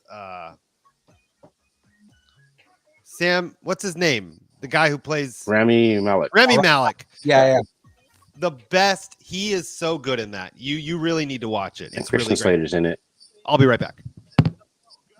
Mic drop. I think I watched like the first 2 seasons of that, and I think that's right around when we discontinued our cable service. So we were like, eh. So I have no idea how it ended, but it was a really good show. And then it started kind of getting into the weeds with it's like if you watch X-Files long enough, kind of it gets way out there. But I mean, it was still really well done. And it was a really good show. Yeah, no, I agree. It was really well done, man. It's kind of hard because I mean, Jack Ryan has a crap ton of books. If you've ever read a Jack Ryan book, but then I have not, but like you have like all of these kind of different iterations of it. Like you have Harrison Ford, you had Alec Baldwin, and a lot of people didn't realize how many movies they did as Jack Ryan. Right. And then they did the one with Ben Affleck that it was Sum of All Fears. And then you had the reboot with Shadow Recruit, which was Chris Pine. And I don't like that one. I dug the Chris Pine one, but the whole thing was I guess he didn't want to continue doing the whole franchise for that. So that's why they did John Krasinski. John Krasinski is perfect. The way that he plays the character, like he's half naive, but he's also like, still like, kind of very much everyman. He's a very everyman type of guy. Because that's the whole thing. That's kind of what you want with Jack Ryan. He was an analyst. He wasn't a field agent, and he became a field agent. That's what I like about the way that he plays the character is he's very like, okay, well, if I have to do this, I'll do it. But I mean, this is not what I do. No, very much. Yeah, that was one of the things that was appealing about the show was he didn't go in there as like some kind of badass. It was like I'm doing this. I have no choice. Yeah, Darren. No, I was not a Marine. I was in the Army. So he was saying he remembers in another stream that I was a Marine at some point. No, I was in the Army. I was in special operations. I wasn't when I say that I wasn't like a badass in special operations. I was more of like the dude who fixed the radios for the badasses. So here you go. This one's charged. Yeah, not even that. It was more so like, if there was a radio that went down, I was the one that was like, fixing it and making sure it worked and all that kind of stuff. I got injured when I was doing the cool guy stuff and didn't get a chance to actually go out and do cool guy stuff. So there we go. Copy that, radio. Yep. That's actually partially, well, my last name is where I got my war name, but like a lot of people like mixed it to that. So my war name is Tinkerbell, for those that don't know that. I guess I was aware. Because my last name is Foray, looks like fairy, so I had an NCO that was like, oh, okay, you're a fairy, so I'm going to call you Tinkerbell.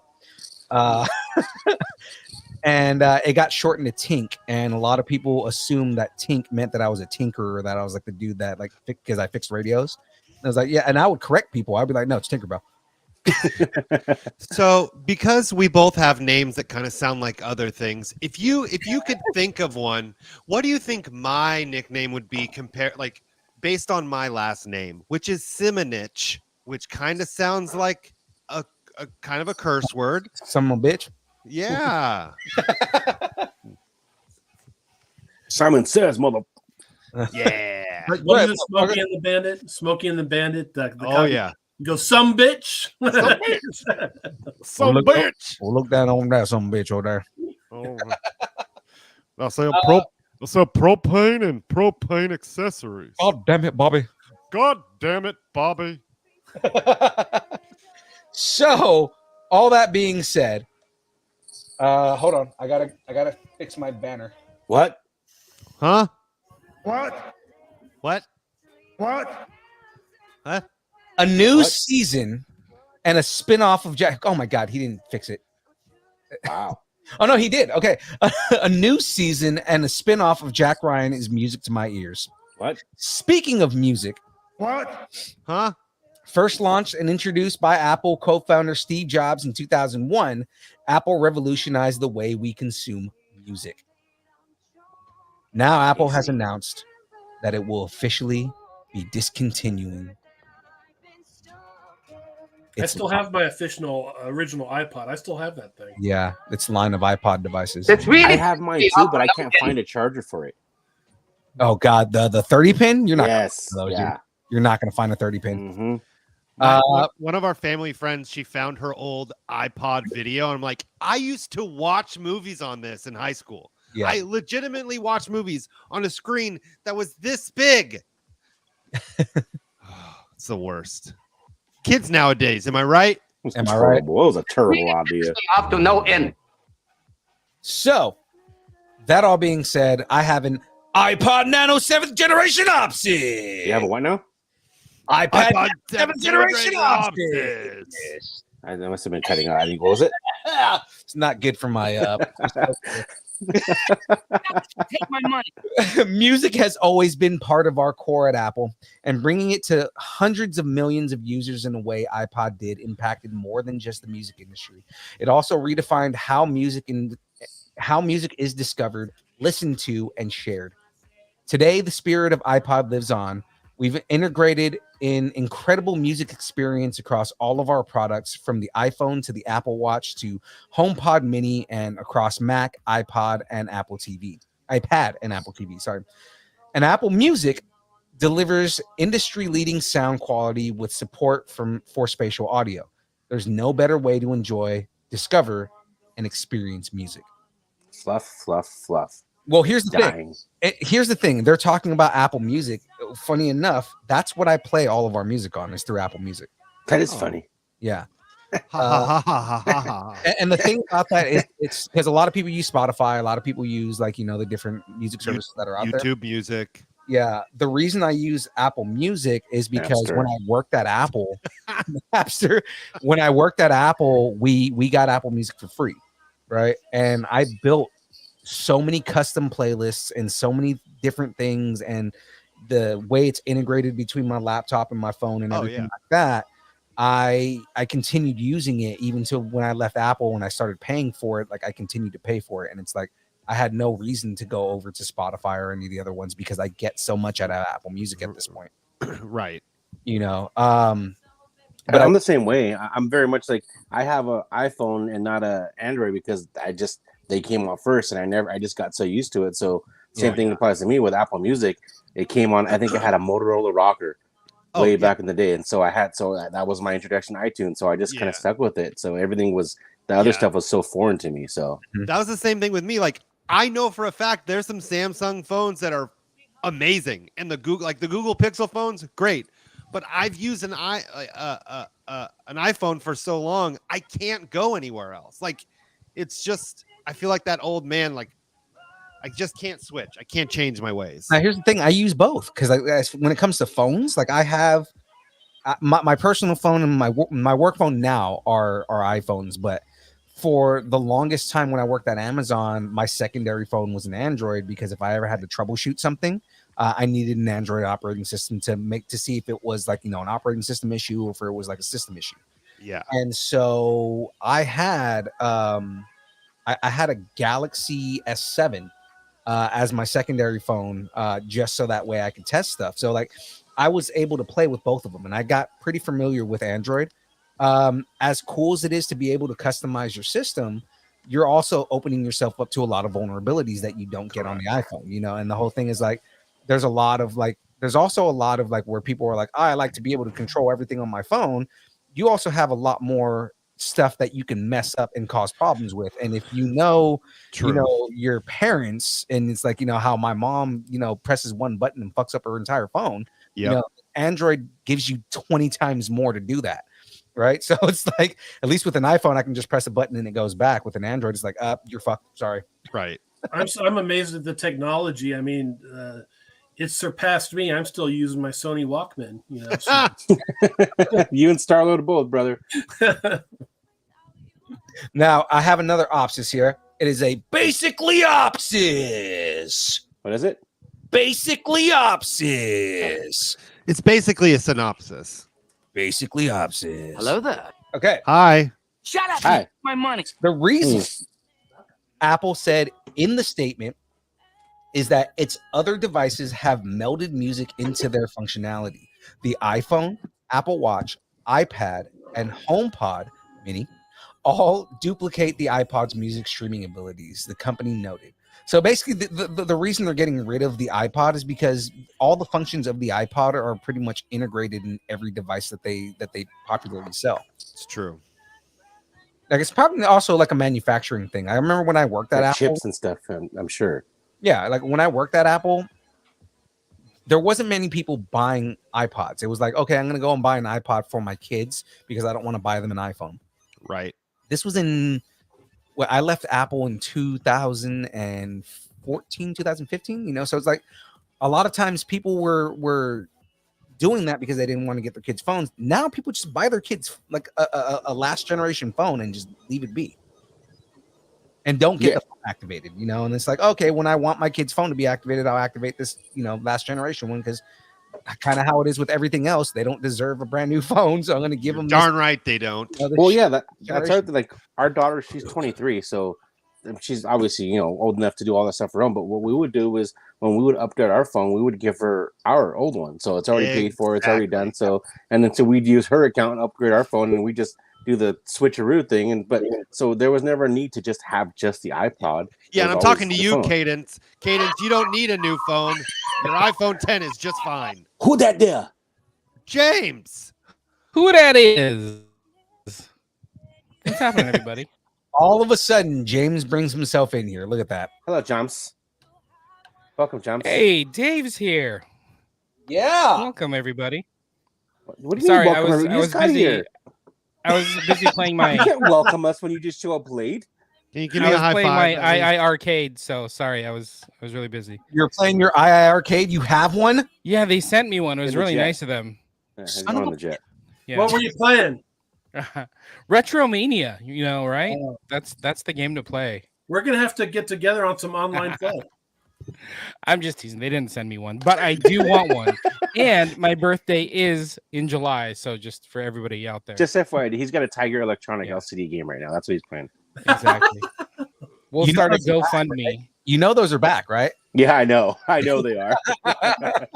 They brought back the Tiger Electronics from the 90s. I had the Bo Jackson one where one side was baseball and the other side was football. I loved that thing. Oh, man. That is awesome. Well, James, since you're joining us on the last article in the download, did you want to read the last one? Oh, and you're just throwing me into the. Yeah, because With your accent in character, please. Do it. All right, ready? Hello there. What's an iPod, precious? Stupid hobbitses. Stupid hobbitses. Pretty good. I know. So bad. All right, Electronic Arts has partnered with Middle Earth Enterprises, and together they are developing a new Lord of the Rings game titled Lord of the Rings: Heroes of Middle Earth. Oh God, this is gonna be a pay-to-play game. It's gonna happen. Mainly because it's from EA, so it's like. Mm-hmm. They are touting it. It's going to be a free to play mobile game. Of course, it's free to play. They're Means all that free to play now. It's free to play. You get to download it for free, but then you got to pay for the characters, and they only give you a certain amount of time to play, and you have to pay to get extra time. It's That's the the exact way they do it. reason why I was excited for the Diablo game to come on mobile, but I'm like, I'm sure it's going to be pay to play. I'm sure it is. That's what they do. You guys are just being downers.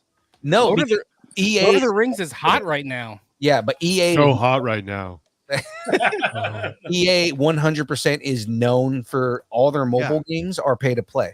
That's all the their games are all their games. Period. Yeah, They're that's so why, hot right now. That's why Star Wars Battlefront 2. Yeah. Like that's why Battlefront 2 got such a bad rap, was because they made it pay to play. I still liked playing it. It Yeah. was fun. But if you want to play as Darth Maul, you had to pay like an extra $15 on top of the $50 game price just for that one character. I feel that. Or they made it to where it was like impossible to unlock him. It was like, you can unlock him by getting 5 million kills in game, or and like the specific kills, or you can pay to unlock the character right now. Take me So back what to the do you days wanna where I could send in cereal box tops and get the free thing. Yeah. Like Got the it. Kenner, Give like me- the Kenner Star Wars toys. Give me a Game Shark. Where's a Game Shark when you need it? Oh, yeah, God. we had the Game Genie Game talk Shark the on other your day. phone? Yeah, we did talk about Game Genie. I'm Hey, surprised. James. I thought you guys were, you're all the gamers and whatnot. I thought you'd be into this Lord of the Rings Middle Earth thing. It's the Well, I thing. guess- I'm into the game and the concept of the game. The What idea I is don't awesome. like, right? The game sounds like it would be great. The problem is that it's EA and they do the pay to play model. They're known for doing the pay to play model, and and it just pisses fans off. EA is the only fans of video gaming. Yeah, like my issue with it is not the concept of the game, because I guarantee the game's going to be fun for the first 30 minutes before the pay to play stuff comes into play. Like OnlyFans. Yeah. I'll play it if it's on my II arcade that's coming in July, since July is my birthday. Like Throwing it out honestly, there. with EA games, I would much rather pay a premium price for a mobile game that doesn't have anything Right, paid yeah. in it. And you have everything. Absolutely. Right. I'd rather pay 10, 15 bucks for a Lord of the Rings game on my phone versus having to pay. Like, oh, okay. So I'll give you an example. You play You'll pay twice that if you want right? to really play it. like you play Disney Emoji Blitz, right?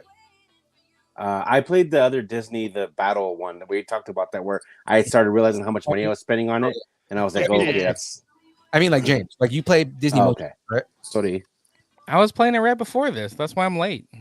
But what I'm saying is that is the pay to play model you can actually do in that, right? Like where you can get caught up spending money so that you can keep on playing the game, or so that you can get a more higher level. Right, you get Level more, up quicker. or you can buy the characters and stuff like that. That's what they do with these games, and it's like you get caught up in it and start spending a crap ton of money, and then you're just like, oh my god, now I've spent way more than than it would have cost me to buy a good version of this game. Yeah, That's and then you have They makes the money. and then you have to call your bank and be like, yes, my 4-year-old spent $600 on Disney Emoji Blitz. Yes, it was my 4-year-old. I don't know what happened. Can you please reverse the charges? No. Also, I don't have Okay. a 4-year-old. So what? So yes, I'm gonna have to file for bankruptcy because of Disney Emoji Blitz. Okay, I guess that's what I'm doing. But you want. Hmm?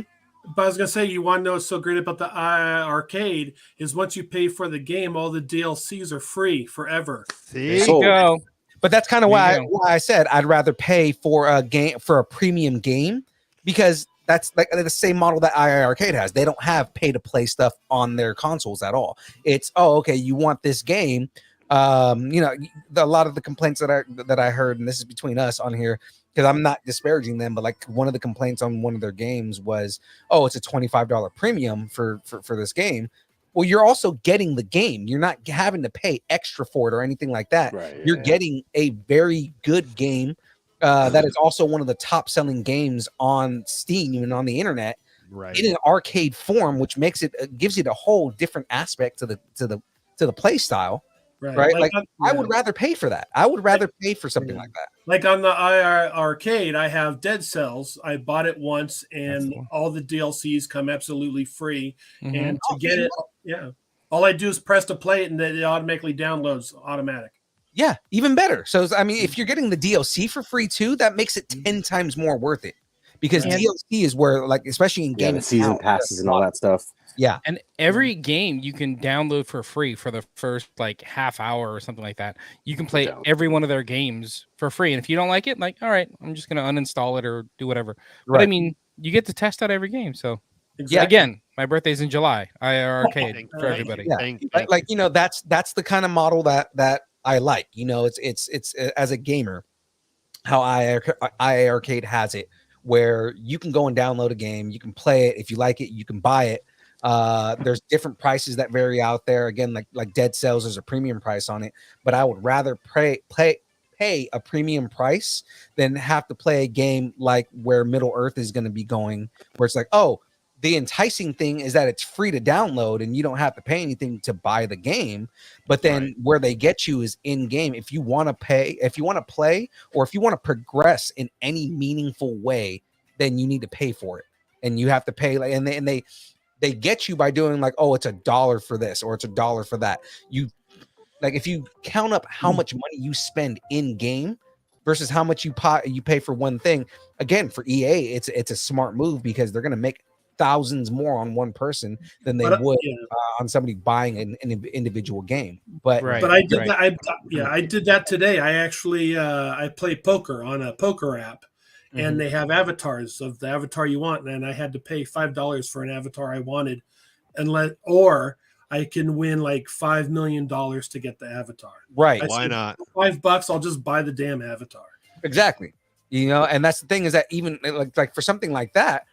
Now, you know, you're not rolling as many times, or you're not doing it as many times where you have chances that you can actually win, Right. And you're just giving them direct money for a character that you're not going to grind out on, you know, because that's the whole thing. Is they're also the enticing part is you don't have to do the grind, but then also on a gambling thing like that, it's like, oh well, that's less chances that we have to pay you out too, you know. Like that's where they get you and stuff like that, you know. Right. We are way far away from the topic, and Darren's trying to bring us back. So Darren asked, what Middle Earth is free on mobile? Yes, it is. It's a free-to-play mobile game. Of course, inspired by J.R.R. Tolkien's Lord of the Rings and The Hobbit. I do have a what status opsis? Okay. That's where you go. What status opsis? What is opsis? Yes. It's a thing we do. Yeah.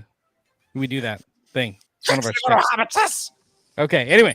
The game will feature a wide roster of characters from across Tolkien's works. In the RPG title, player will engage in battle and take up the fight against the great evils of Middle-earth. EA promises high-fidelity graphics, cinematic animations, and stylized art, as well as immersive storytelling, turn-based combat, and deep collection systems. I don't know what turn-based combat means. That's like this. That's like this Disney one I was talking about. Like it's like where they're the battles, so one player gets to go and then they go back and forth. It's like Pokemon. It's Pokemon. Oh yeah, Pokemon. What's Pokemon, Precious? So you know where basically you take turns, you know, picking what your attack is going to be or whether you're going to defend or something like that. Kind of like Menage a Trois. Yeah. And we're back. Yeah. Yes. I don't have oh my. Don't go out of turn. Don't go out of turn. All right. Oh my. And we have no official date when we will be going back to Middle Earth. Going back to middle. Shut up and take my money. All right, that was our last news story. Yeah. We do have one rumor. So I'm gonna cue this up because we do have a rumor, but it's only gonna be for a second because we'll get in trouble. So I don't know where to get in the news, Sorry. that's about as much as I can do because we're gonna. You didn't do the whole starting rumors part. That's the whole thing. Yeah. Anyway.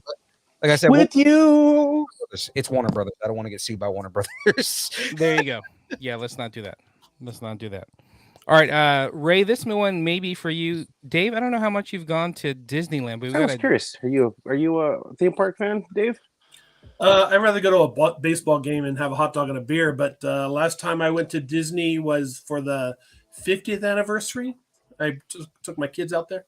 So no Batu yet, huh? No Star Wars Land? No. It was the 50th anniversary, whenever that was. I think that's 15 years ago. Yeah, I got you. Yeah, that's the last time I've been to Disneyland. Yeah, I'm not into huge crowds. You know, I mean, an A's game, there's not huge crowds there. So. Especially not this year. Boy, oh Right. boy. Oh my goodness. Right. Let's not talk about it. So I have no trouble. You know, I enjoy the baseball atmosphere. I mean, I do like amusement parks. I just don't like the long waits and People. lines and Gotcha. things like that. Meanwhile, at Giants games. Yeah. Packed stadiums. It's a different park that Dave enjoys. It's the Coliseum. So Well, San Francisco has tofu and wine sipping nights. So Yeah. we also have Star Wars nights. So Everybody has Star Wars nights. Relax. We get it. We get it. We get it. yeah. My barber has Star Wars nights. All right. Yeah, they also We get have blue milk every night, not just on Star Wars nights. it. Oh. Exactly. but Okay, it's, so it's not usually blue when they start out. So Heyo. this one is kind of a big deal when it comes to like Disney rumors. So Disneyland could be announcing its next major refurbishment later this year at D23, and they're thinking it's going to be like a whole revamp of Tomorrowland. Oh, that's not a bad idea. Right? I was thinking of that too when I was I putting wish this they would have together. done it yesterday. Were you there yesterday? No, I just meant because it's tomorrow. Come on, Oh, James. You got to come on. Keep I up, man. gotcha. No. Anyway, they're talking about it's rumored to be a $600 million refurbishment for Tomorrowland. man, In other news, Disney will be raising their prices once again. Mm-hmm. Exactly. Exactly. man. I mean, I'm interested in seeing what they're gonna do because I mean, it's been refurbished a couple of times, but more so like surface stuff. So I mean, if they're talking about doing like a full refurbishment, I'm excited to see what they're gonna do with it. Well, that's the thing. What is? I mean, in today's dollars, what does $600 million actually buy you? As far as refurbishing, you know what I mean? Like it I was gonna sounds like say- a lot, but when you start talking about Disney and all that stuff, It can buy me a lot of private jets. James, you know about that. Yeah. So, I mean, At I least can two. think of a lot of things I could buy with that money. actually, there's private that might buy you 6 private jets, depending Yeah, on what maybe. you're getting. Maybe. If you When get the does- little ones, you don't When want the does it little ones. open? When does it open? They don't have a date yet. They haven't even announced it yet, but that's the rumors that they plan on announcing it. When is D23? September? It's in the summer, I believe. So that's like their own like mini con. Yeah. D23 It's now. not that many though, but yeah, no, Yeah. for sure. It's definitely it's all Disney centric. It's not. I mean, Well, so yeah, I mean, but their umbrella's so big though. It's I mean, it covers a lot of stuff that you would see in Yeah. other cons as well. yeah, so It's that September 9th through the 11th. Okay. there you go. yeah, There that you con go. is Minnie. That con is Minnie. That con is Mickey. That con is Goofy. That con is Pluto. It's, it's all of them. Yeah. It's my goal. Oh man, I can do the voice again. Yay! Yay! Yay! But I guess they're talking about some of the refurbishments to maybe like part of it maybe the entrance. I guess there's some like Which I don't know, Ray, they've done you can recently. kinda That's talk what's so about this. crazy. there's like some choke points when it comes to getting into Oh. Tomorrowland. Yeah, Oh, and this- sign me up. But no, yeah, they've recently they rechanged that choke point and they opened it up and I think they moved one of the rock formations or something like that. Yeah. This is pre-COVID, so I mean it was already an existing issue. So I'm not sure exactly how they're going to change it more. I mean, I don't know. You would think they would get it right the first time, but Mhm. so it's if they're putting $600 million into changing that again, good freaking grief, man. Yeah. And my thing is, if anything, if they're gonna start talking about refurbishing Tomorrowland, it starts and ends with freaking Autopia. The fact that they haven't gotten Tesla to sponsor Autopia, so they don't have those freaking 2-stroke diesel engines just clogging out my nostrils, I don't understand. That's if they're gonna keep it, they should make it much more efficient and actually make it, the vehicles of tomorrow. Because some little kid will figure out how to hack into one of the cars and put it in like Tesla insane mode. It'll like Just go walking fly around the track. No, it'll like fly. It'll like go into plane mode and fly out of the park. Exactly. It'll all Okay. the car will just turn into a big Twitter logo. And it makes like the Twitter sound when it does it too. So it's just like it's just whatever that sound. I can't do that sound. Heck, I think it's still. I want to say I don't know if it's still like sponsored by if it was Chevrolet or Chevron or something. But I mean, there's so many companies that are making electronic vehicles now. It doesn't make any sense for them to still keep it in the way it runs now. It's like the same. They're the same vehicles that they were when they opened up, and It's Chevrolet, like the Chevrolet. Okay, yeah. like the gas company Chevrolet. Yeah. Like, yeah. Chevron. I think, Sorry, I Chevron. think, I think. Side note: I think it's really sad that the richest African American is a white guy. little Wow. Elon. Yeah. Yeah. Wow. He's African. He's from South It's true. Africa. Yeah, it's true. It checks out. Technically, his family is from the United States.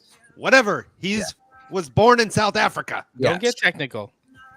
Ruins the joke. But so we talked about Autotopia, but I guess Tokyo Disney is getting a refurbish on Space Mountain right now, and that's going to be reopening in like 2024. So that could be something that we may be getting a new version of Space Mountain. Is it like not in dark anymore, or like Does it add a loop? It's Space Underground now. It's not in a mountain. Oh yeah. Space River. I know. I think the one in Tokyo does have a loop. Oh, that's awesome. And let me tell you, being on the ride when the lights go on, it totally takes away the magic on that thing. Yeah. Because now you're just in a room with a mini with like a little roller coaster. It's like and it's not that large. It's not. It doesn't span a great deal. It's just a bunch of round and round and round. Yeah. It just looks a lot cooler in the dark because you can't see anything. Yeah, that's what makes it feel faster too. That's what I tell all the girls. Just leave it on in the dark. It's way bigger in the dark. Trust me. Trust me. Do you think they'd get rid of Space Mountain? I hope they don't, because I mean, no way. As like basic of a roller coaster as it is in the dark, it's still fun. Yeah. The reason why I'm asking is because, Disneyland compared to Disney World, there's not a lot of real estate in Disneyland, right? Well, yeah, that's the thing though. See that? Oh my bad. You go. But what I was getting at is like the Tron Light Cycle is doing really well, and they're gonna put a new one, a new version of it in Walt Disney World, right? Mm-hmm. At some day. No, they're building a Tron Light Cycle. No, I know. It's just one of those things. It's been in production for so many years now that during COVID would have been the time to finish it, and they're still working on the thing. So it's been years that they've been trying to open that thing.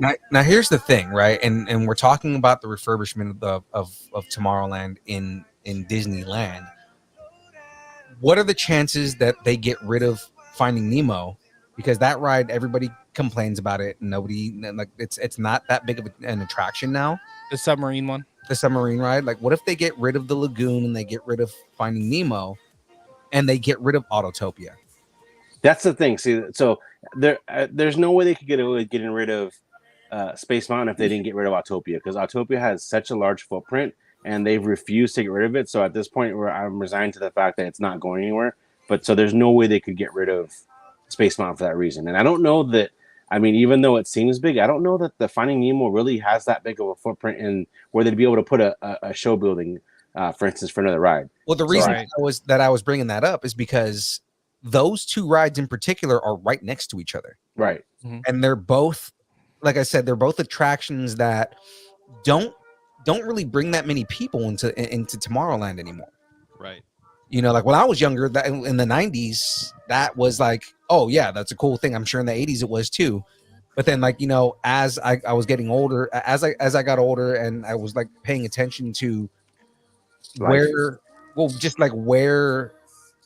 attention in the park was moving from, you don't see as many people in those areas during the day anymore. Like, because it's not tomorrow. I mean, and that's the whole thing, is that's where I'm kind of seeing where if they got rid of anything, that's a lot of real estate where they can put a lot of new attractions is between two rides. And whatever that huge building was or is, where they have like kind of a Star Wars-ish. Well, now that's what that is, but that's where the museum. People Mover used to be. That's where no, that was like the America Sings and yeah, that thing.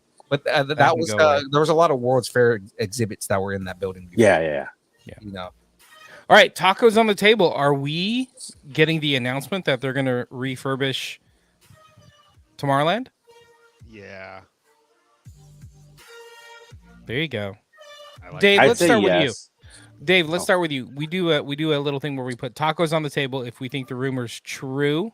Mm-hmm. Nice hat, by the way. That's nice. Very cool. So tacos on the table. Do you think Disneyland's gonna put $600 million into a new Tomorrowland? By the way, tacos on the table is whether you believe that it's happening or not. Thank you, Phil. Yes, I believe it is happening because the stock is down right now at $108. There you and go. when things like that happen, they seem to do stuff like that. So yeah, I Yeah. think it's going to happen. Good point. Got it. Thick. Yeah, tacos are firmly set on the table. I think it's a good decision. I think it's in need of a revamp, and it's what better time than now? Philippe. I absolutely think that's happening because it's time to revamp certain sections of the park, and they've been doing that. They've been going to different sections of the park and revamping things and saying, okay, well, what needs to be updated? Tomorrowland is still behind because it's still in a section where it's like, this is the tomorrow of the 50s and 60s. This is not the tomorrow of now, and I think that's where they're going to want to start updating it so that it's still relevant. You know what I mean? Like, you have this fun of, hey, this is what, they thought the future was going to be in 1956, but not now, Yeah, 70 years later. Mm-hmm. And for Phoenix, yes, buy the stock now. It's not going to get any lower. So get it while you can. There you go. Right. Ray, you're the expert. My tacos are not on the table because they're in my mouth. First of all, secondly, yeah, absolutely, this is going to be. I'm definitely believe they're going to announce this because for no other reason, they have to show that they're justifying the reason for their price hikes, and they're not going to stop hiking prices. And with the stocks being low, yeah, they're going to have to say, "Oh, look, this is what you're getting with your extra money you're spending for nothing new." So, for sure, exactly. James, taco on the table, and I see little munchkins behind you. Yeah, she's stealing all the tacos. I know, right? Where are all stealing my your tacos tacos. going? They're all right down here. Yeah, I say that we're getting a new. I say we're getting a new Tomorrowland, and it's about time. It needs it. It needs it. Like, I don't even know if Star Tours is going to make the cut. Oh no, that's one that would have to stay there just because they just revamped it. Just saying. And because you can continue to add things to that, especially with the way that they've had everything. Like, you can add, they can continue to add half scenes and still add more to it and keep it relevant. Right. We shall see. Okay, that was the only rumor I had. All right. Well, guys, it is time to move on to the spoiler alert. I wish I had some sound. I should probably have spoiler. Speaking of, if you have it, this is a good time. If you have not finished Moon Knight, since we're going to talk about Moon Knight, if anybody needs to dip out, you can totally dip out. If you don't want it. I'm going to be dipping out just because it's getting late, and so James, you take my space. Yeah. So thank you guys. I appreciate it. Awesome. Dave, thank you, Thick. Love you, man. Dave, it's great. You're awesome. I love it. I can't wait to see you at the next con. Yes.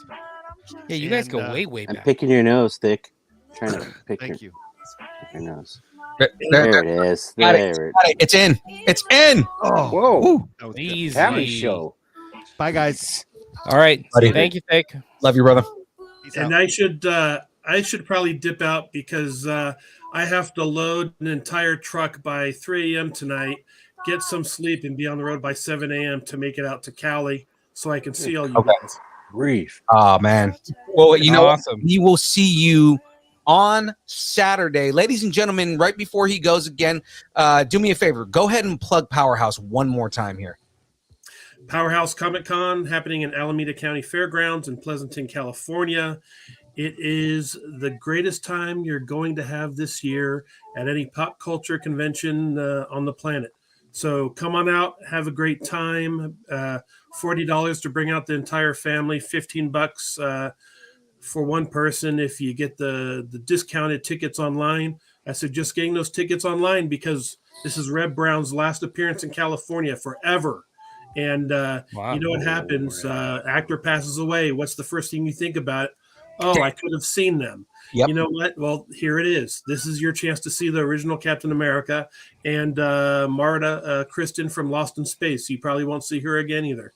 So come on out and enjoy the con with them and have a great time. Dave, we appreciate your time, man. We appreciate you coming on and hanging out with us and weighing in on the news and everything like that. Love It's it, yeah. always a great time when you're on, man. All right, Thank you, guys. Dave. Have a great night, and look forward to seeing you guys. It's going to be great this Saturday with Distance Nerding taking command of the stage. Oh, yeah. I won't see you, It'll be Dave, but fun. it's been a pleasure virtually meeting you, man. Awesome, and we'll see each other soon, though. Absolutely. All right, guys. Take care. You too, Dave. Yeah. Latest gators. That's a good transition going in there. Latest Gators. So that all being said, James, you want to lead? I guess I can. You want me to lead with all this going on? Yeah, Sure. you tend to be the best when it like All right. man. You guys, everybody's caught up. Last chance. Spoilers are coming. Darren actually said he binged it all last night, so he is here. Awesome. Let's go. Okay, Moon Knight, episode 6, Gods and Monsters. Oh my god. This is a packed finale that covers so much ground in such a short amount of time. We saw Mark Spector, Stephen Grant, both revived. Layla has a new outfit. Arthur Harrow's got all kinds of special powers. It's like seeing, and then we got two gods clashing in the streets. Oh man. In the streets, son. Yeah. This was a ride. Dude, I don't, let me just throw this out there before I ask if you guys liked it or whatnot. Yeah. This, I know we've got what, 6 MCU shows on Disney Plus. Yeah, 5 live action, 1 animated. This may be my favorite show. And that's kind of the feeling every Dude. show that comes on, man. It's like they just top themselves every single show that comes out. Right. It's so crazy to me how I keep like pushing down ranks of things like I loved Falcon and the Winter Soldier, Mhm. but it's kind of towards the bottom of my list now. It's weird. I can feel that. Yeah, I'm with you on that. So, okay, so what do you guys think? Ray, what did you think of episode 6? You know, we can get to the entire series as well. I mean, we're going to talk Easter eggs, and there's a lot of callbacks to the rest of the show. So what did you think of episode 6 of Moon Knight? Episode 6, it definitely left me wanting more. Like they managed to wrap up a lot of the stuff that it didn't seem like they'd wrap up in one episode, like surprisingly, but still managed to leave me wanting more. So like I'm hoping that they have some kind of season 2. If they do a movie, even better. But that for bang for your buck, it's hard to top getting a full like 6 or 7, 8, whatever episode show versus the 2.5 hour movie you get in the theater. So yeah, it's cool having that experience and grabbing your popcorn and seeing it with a bunch of people. But man, just selfishly, I hope they do a season 2 just because they left me wanting so much more. Yeah, I agree. I totally agree.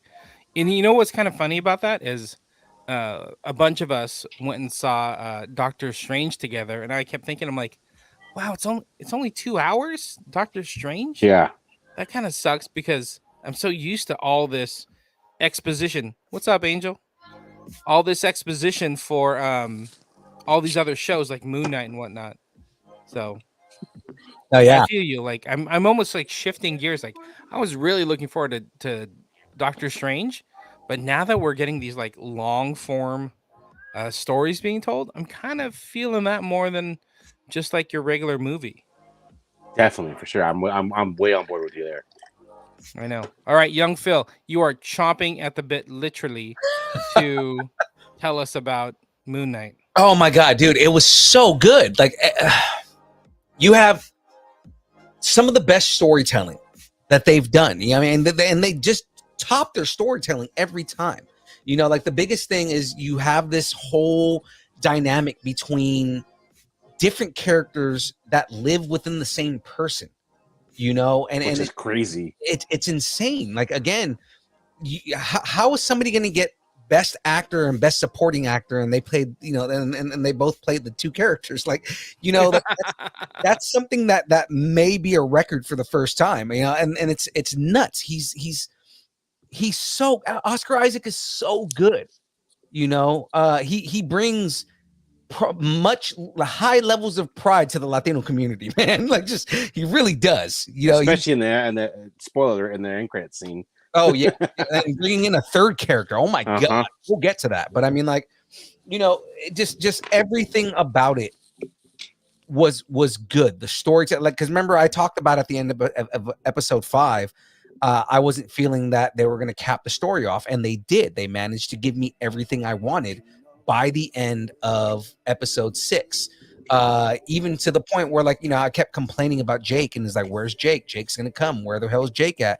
And we got Jake Lockley at the end of the whole thing, right? So I mean, like, you know, that was a big deal for me, you know, just as a fan of Moon Knight in general and knowing the comics. You know, it was great, man. And as far as the season 2, because I know you were saying, Ray, that you know, you hope a season 2 comes. They kind of said that the reason they haven't announced season 2 at all is because they're waiting for the results of the Emmys before they announce whether there's Yeah, and I think part of it too is because a limited series can't have a second season right announced, so it's a reason why they're holding off. Right. They're waiting so that way once they get whatever awards for a limited series, then they can announce a second season.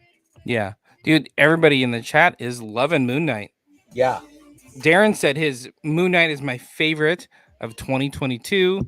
Huge cliffhanger. Cam is into it too, waiting for the Emmys, just like what we were talking about. Cam brought up Khonshu in his suit at the very end. Oh, that was good. And Khonshu in his suit is another thing from the comics. Mm-hmm. You know, like Khonshu comes in a couple different forms, the same way that Moon Knight comes in a couple different forms, right? So seeing Khonshu in the suit at the end was just kind of like icing on the cake because it was very comic book. Mm-hmm. Hi, third Rugrat. Look at all you got, all 3 of the all of Rugrats them. in the room now. Kimo had baseball tonight. He went 1 for 2. He had a single. Do you have an RBI? No RBI. Okay. All right. All right. But like how you guys are singling me out right now. Exactly. But as far as Moon Knight goes and being a second season, I would love a second season. Cam, that's what I was mentioning.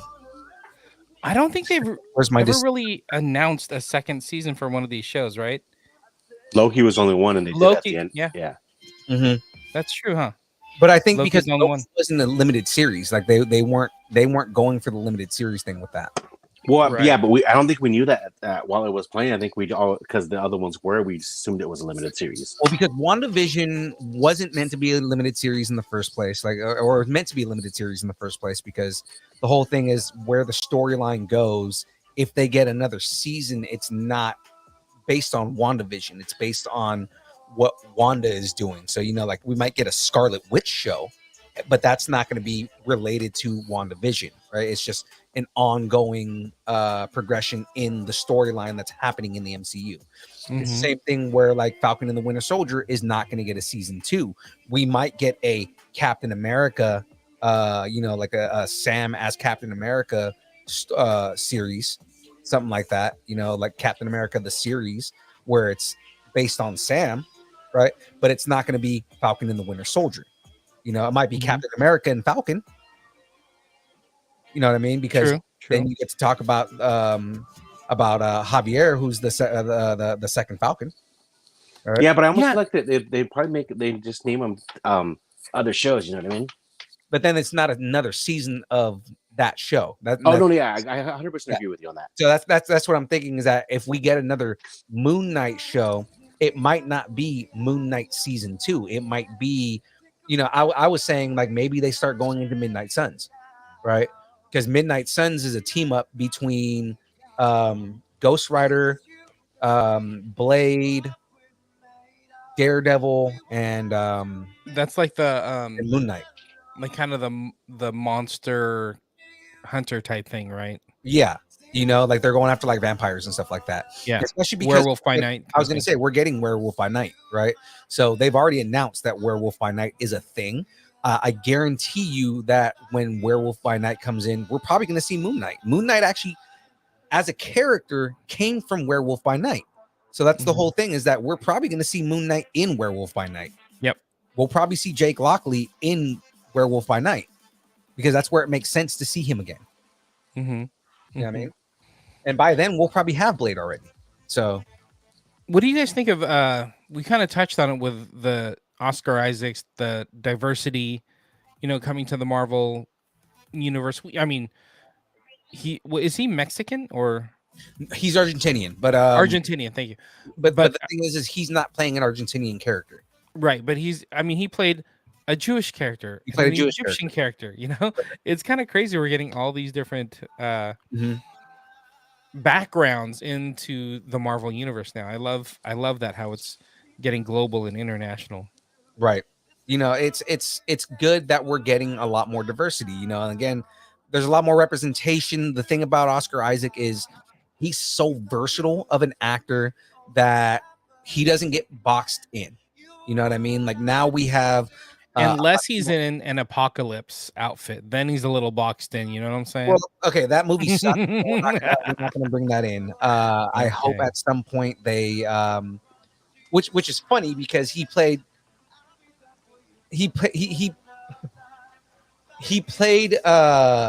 Elbin. He played Apocalypse, who is an Egyptian, like the original Egyptian mutant. Mm-hmm. And then he played Moon Knight, who is an Egyptian god, but they're not like they didn't meet. Yeah. Especially now that we know that the X-Men are in this universe. Hey, you never know. I mean, maybe Captain America runs into the Human Torch one day. Yeah, I know, right? I when they do the pointing thing like Spider-Man. Yeah, I know, right? I 100% hope he does not play Elsa Bin Noor, because I love Oscar Isaac, but his Elsa Bin Noor was fine. It was the way that they did it in the movies sucked. Yeah. You know what didn't suck? The Scarlet Scarab. And so Layla good. as with her like avatar of Towerette and her new Scarlet Scarab outfit. Dude. Yeah. She was so awesome, dude. Like, okay, she made me want her own series. That's how Thank you. Yes. What's the guarantee they're going to do? They're either going to give her own series or she's just going to show up a lot more. Like, she's probably going to be a new member of the Avengers. Watch. That would be kind of cool. You know what was nice for me? Like, again, I'm going to keep saying this, but like, I didn't know much about Moon Knight. I didn't know much about Scarlet Scarab. So like, all that was such a pleasant surprise to me. Mm-hmm. Like, I knew we were going to have Moon Knight in this and various versions of Moon Knight, but like, I didn't know we were going to get a whole other superhero type character debut in this, and that was amazing. No one was expecting it, but it was very welcome, though. Oh yeah. Especially being like a minority, being female, like go get it, Marvel. Good for you. You know what I love about what they did with this is they didn't put it in your face. Yeah, because a lot of times, like they'll put it out there and say, there'll be like a rumor, like, or not even a rumor, they'll announce that Moon Knight is going to have the first Egyptian superhero in it, right? They didn't tell anybody that was going to be there. It happened, and then they started making buzz about it. That's the way it should be done. Yeah. Because then you don't get all of the they don't put unnecessary hype behind it, where it's like we're doing this for attention. It's like we did this because it's a good move and it's a good character. Mm-hmm. Exactly. It just happens to be the first Egyptian superhero. I definitely agree with you on that. I totally want more of this world.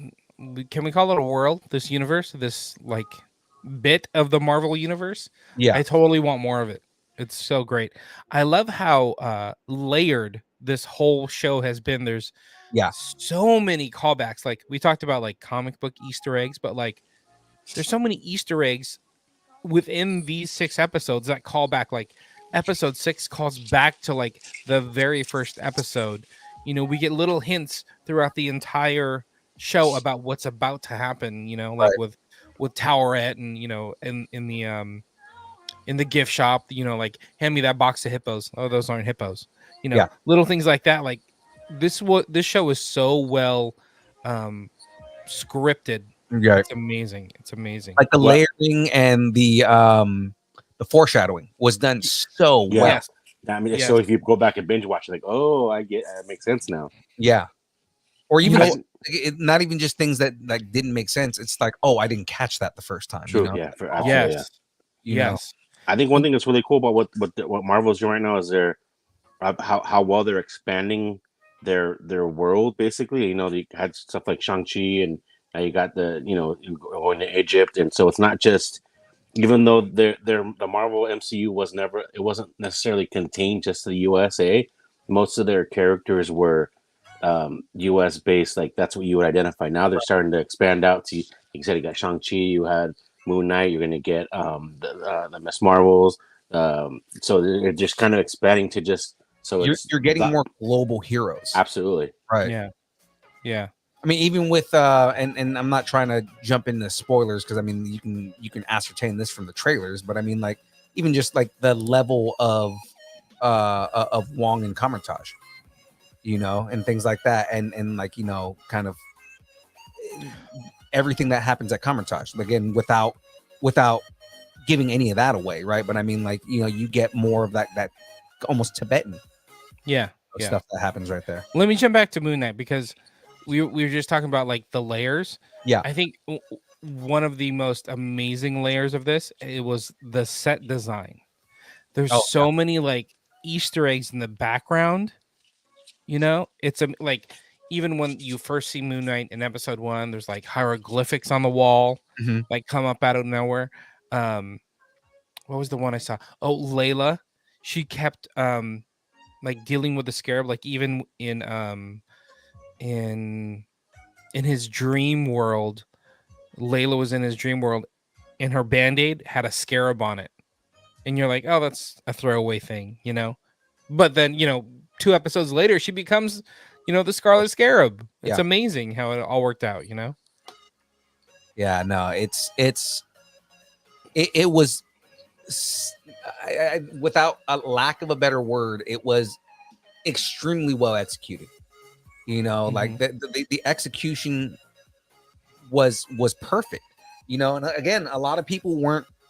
This is what I love about what Marvel does is they take characters that people don't necessarily know very well and not only explain them in a way where everybody can grasp what's happening, but the storytelling is so compelling that you just want more. Yeah. You know what I mean? Like, you know, they did it with Guardians of the Galaxy. They have obviously did it here with Moon Knight, with Shang-Chi, you know, I mean, you take characters that people don't really know very much about and put it out there in a way where it's like, you cannot deny these characters. Mm-hmm. You know, and it's why people read the comic books, why people love these characters so much, you know. Speaking of like layers and comic books, all the QR codes, Oh yeah, like in each episode, I thought that was like super cool. Like, here's just, you know, we're gonna throw up a random QR code, scan it or not, scan it, and it's just a free comic for, you know, a Moon Knight comic or a debut or some kind of tie-in. I thought that was super cool how they did that because it doesn't affect the story, but it adds something else to the experience of watching this show. I think it also, what it also does is there's a lot of people that watch the movies and the shows that, you know, they never were into the comic books. Yeah. So now they get a free comic book. Oh, so kind of check it out. Like, oh, this is kind of cool. Like before we had that. Oh well, comic books are for nerds. I never got into it. Now it's like, well, I'm an adult now. I'll do whatever I want. So now I got a free one. I'm like, oh, maybe I'll start diving into more of the stuff, and then you just kind of build more of your fan base from people that were already fans, but it just expands it even more. Right. Yeah, so now like a nice gateway. Yeah, like you're bridging from, like, you know, the people who weren't into it to the people like us who were into it, you know, and it's instead of me having to say, hey, if you like Moon Knight the show, you should go read this comic or like, they're actually telling you in the show, if you pause it and scan the QR code, hey, here's a comic you might like if you like the storyline.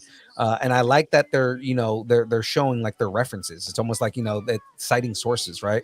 This is like, hey, this is where we got these ideas from, or this is where we got the idea to do this or something like that. You know what I mean? Like, or this is where this character showed up for the first time and stuff like that. Like, you know, you can get backgrounds on these characters that you're watching on screen, and that makes it that much more immersive for you.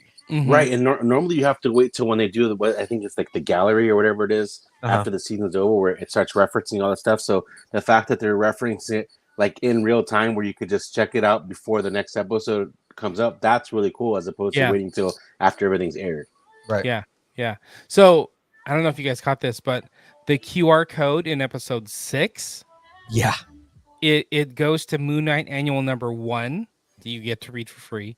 But this may be foreshadowing something, but it's there. I guess in that comic, there's a battle between Moon Knight and Kang the Conqueror. Oh, So it's a nice little tie-in to like the rest of the MCU series and what we know is coming. It's like, oh, here we go. Yeah. Let's get a little bit of introduction between Moon Knight and Kang the Conqueror. And it's cool Okay. because then you get to see like to what extent that Moon Knight and Kang have interacted, Right. and it makes it that much more relevant. You know what I mean? Yeah. And just kind of like how we saw teases of like Thanos, like in what was that, the first Avenger movie, but like we've seen Kang in Loki. We know we're gonna get Kang in Quantumania, I'm so hyped for that, by the way. right? And then now we're like linking Moon Knight, which is brand new to us, to Kang as well. Like all these little bits of Kang. It's like the buildup and the thought process that goes into this is amazing. Kang. Kang. I'm still trying to figure out how they're going to introduce Kang in the concurrent in the 616 universe, because you've seen him in almost like multiversal in like a multiversal like state, Mm-hmm. but we haven't seen how they're going to introduce him yet, and I'm like hoping they're going to do Kang Industries. Like, Well, I mean, he's supposed to be the big bad in Ant-Man, is he not? that's what I'm saying. Like, I'm hoping that they introduce him as either in Kang as like Kang Industries. He's already gone back in time and he's established this company that rivals Stark Industries, Mm-hmm. or if he's introduced in a state where, spoilers but not spoilers, because I don't know if they're gonna talk about this, but the fact that he is Reed Richards' great grandson. Yeah. Yeah, that's in. It's built into the thing with his last name. So Yeah, so I mean, that's the whole thing, is seeing where they land with all that, and kind of like how they're going to explain that, because Marvel with the 616 line, which is what this is, they change things slightly so that it fits in their universe, but then acknowledge that the comic book universe exists and everything like that. Like, so what's cool about this whole multiverse thing that they're jumping into. So it's like, what parts of the comics, what parts of the comics are they going to acknowledge versus what parts are they going to make that are new versus, where they make their own story. Like, it's going to be kind of cool to see what they do. I'm just interested in seeing what elements of Kang's backstory that they use. I'm so excited. I love how Feige is layering everything and weaving everything together. Yeah. And he's getting these amazing actors. Like, hey, we're going to need you to be in the Marvel universe. By the way, we're going to have you play like 5 different characters. yeah, years back, could you imagine big name actors saying, "Oh yeah, not only will I be in a TV show instead of a movie, but it's going to be streaming. It's not even going to be on syndicated." Like, there's no way you would have been able to say that something like that would happen. Yeah. Like, hey, Benedict Cumberbatch, we need 4 different versions of you for this movie. By the way, one of them's Oscar animated. Isaacs. Yeah, exactly. Oscar Isaacs. We need like 3 different versions. Kang Jonathan Majors. Like, we don't know how many we need yet, but just stay tuned. Yeah. It's crazy. It's crazy. Which is funny because they were talking about how he originally wasn't in the script for Loki, but then they're like, we want to introduce him. Let's put him in. And he came on set and just kind of did his own thing. And they were just like, yeah, no, that works. We're going to keep that. Right. Like, made an impact. Mhm. Speaking of making an impact, we've been talking about it all series long, but we finally got it at the very end. We got Jake Lockley. Who? What?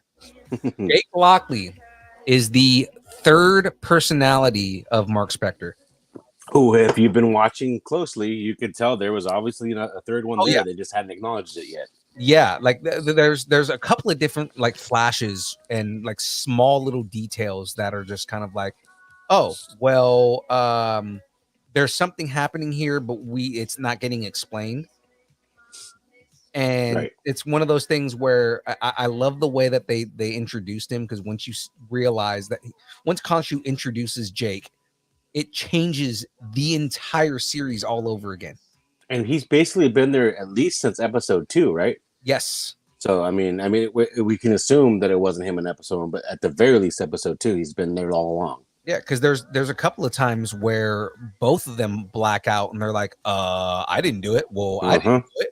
And it's like, okay, well, something happened, but we don't know what happened. And it's like, it's Jake Lockley. That's that's what happened at that point. Young Phil, Right. you're familiar with the character. You're familiar with Jake Lockley. Are you? How do you feel about how they handled the third personality? And really, they didn't talk about it. How do you feel about how they portrayed all that? I dug it because, again, I had been saying it since episode 2 is like, okay, Jake's going to show up. Jake's going to show up. There's all these signs that Jake is here, right? And I want to. Like episode 3, I want to be like, dude, you're wrong. well, like now you go back and watch it, and it's like, okay, it all makes sense that there's a third personality. Yeah. And I mean, Jake is super violent, but he's a taxi driver in New York, as far as like his character's like kind of his everyday man thing. Mm-hmm. Right. And again, he's like super violent. He just like kind of destroys everything that gets in his way.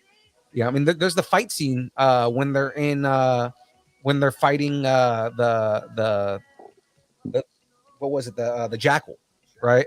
Mm-hmm. In the street, and it's like, you have both versions of Moon Knight doing their thing, and then all of a sudden towards the end of the fight, they black out, and everybody's got the shit kicked out of them, but nobody knows what happened. Yeah. Right. Like, so there's obviously someone else there.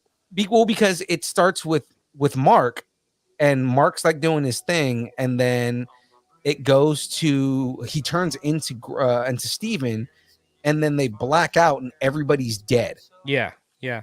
And Steven assumes that it was Mark that did it. Yeah. Right. Like the one kid with the knife. He's like, I'm not gonna hurt you, kid. And then, well, even Mark assumes that Steven did. He's like, what did you do? Yeah. I didn't do anything. Yeah. Right? And that's the whole thing, is that, it's the idea is that when because even Mark Spector has levels of morality that like in lines that he won't cross. Right. So like, he won't fight children. He won't do like, there's certain things that he won't do. Jake is the line stepper. He's the dude when Mark won't do something. He's a habitual line stepper. Habitual line stepper, right? Jake's the one that will, he basically will kill anybody that gets in his way, right? And again, and going into kind of like even more spoiler territory on this last episode, when you get the situation where Steven and Mark make the deal with Khonshu that when we're done with this, then you're gonna let us free, right? Yeah. The only reason Khonshu's okay with that is because he still has Jake. Right. Jake's not a part of that deal, right? So he's like, yeah, I can let you guys go. You're still my avatar, whether you know it or not. That part threw me off. I'm like, wow, I guess that makes sense. Because he's releasing those personalities. He's not releasing Jake. If you think of them all as like individual people, it's like, oh yeah, I guess that's true. Yeah. That's interesting. I thought we would get more like, maybe we'd get a third goldfish, in the fish bowl. At least we get another wife. Lurking in the background, right? Well, he's trying to get that date, son. That's true. Yeah, I really dug this show. I'm interested to learn more about Jake Lockley. I mean, he's kind of the badass, right? Mm-hmm. we always think it was Mark throughout the entire Well, series, I but wouldn't say that really, he's the badass. I would say that Mark is probably the badass out of all of them. Jake is more the psychopath. psychopath. Got it. Mhm. Okay, yeah, that makes sense. That makes sense. I always felt like Like Jake's more bloodthirsty than Mark and Steven are. Like Steven, if you're gonna look at the different aspects of Mark's personality and the way that he suppressed his personality, you know, the softer parts of himself, the parts that are naive and that he wanted to preserve the goodness in his family image, that all is what transferred to Steven, right? right. His more violent tendencies, his more like, you know, again, and this is more so because again, Mark is a mercenary, he's an assassin. There are, you know, when he would suppress that bloodthirstiness in his personality, and that became Jake Lockley. Interesting. We have a question. Yeah. From Cam. Did Jake speak English in the comics? Because I've heard that it's not the same in the show from the comics. Jake does speak English in the comics. Does Jake have a like background? You know how Mark was like Jewish of Jewish descent. What and Steven was English. Does Jake have a background? Was he I mean, he's kind of like a like a New York bruiser, okay? Okay. Brooklyn Brawler, if you will. like a Brooklyn Yes. Brawler. Yeah, With the hat and everything. yeah, Perfect. That's a perfect example. yeah. He's a Brooklyn Brawler. Is basically what he is. That personality is very gruff and very kind of like, you know, he's also kind of silent for the most part. Like Which is interesting because he's the one that had the limo, right? And from what I understand in the comic, it's Steven that's the rich guy, right? yeah, Stephen Grant is the rich guy, and like Stephen Grant is his Bruce Wayne essentially, right? Versus the Moon Knight that a lot of people are familiar with in the comics, the dude who's just like relentlessly beating the shit out of people, is Jake Lockley. That's why a lot of people were excited to see Jake, because it was like that is the dude who, you know, when you look at the insane tendencies that Moon Knight can have, that's where Jake Lockley comes in versus Mark Spector is kind of more like the detective. Got it.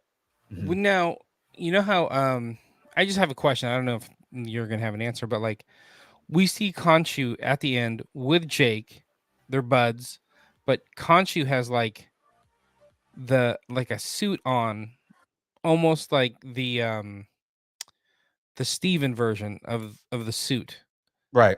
Is that an homage to like Stevens, or is this a Jake Lockley? Well, so here's the thing. Mr. Knight was never attached to Stephen Grant. Okay.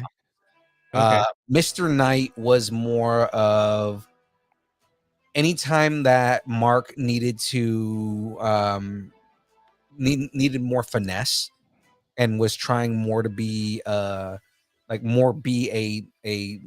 hunched down detective, then he would turn into Mr. Knight.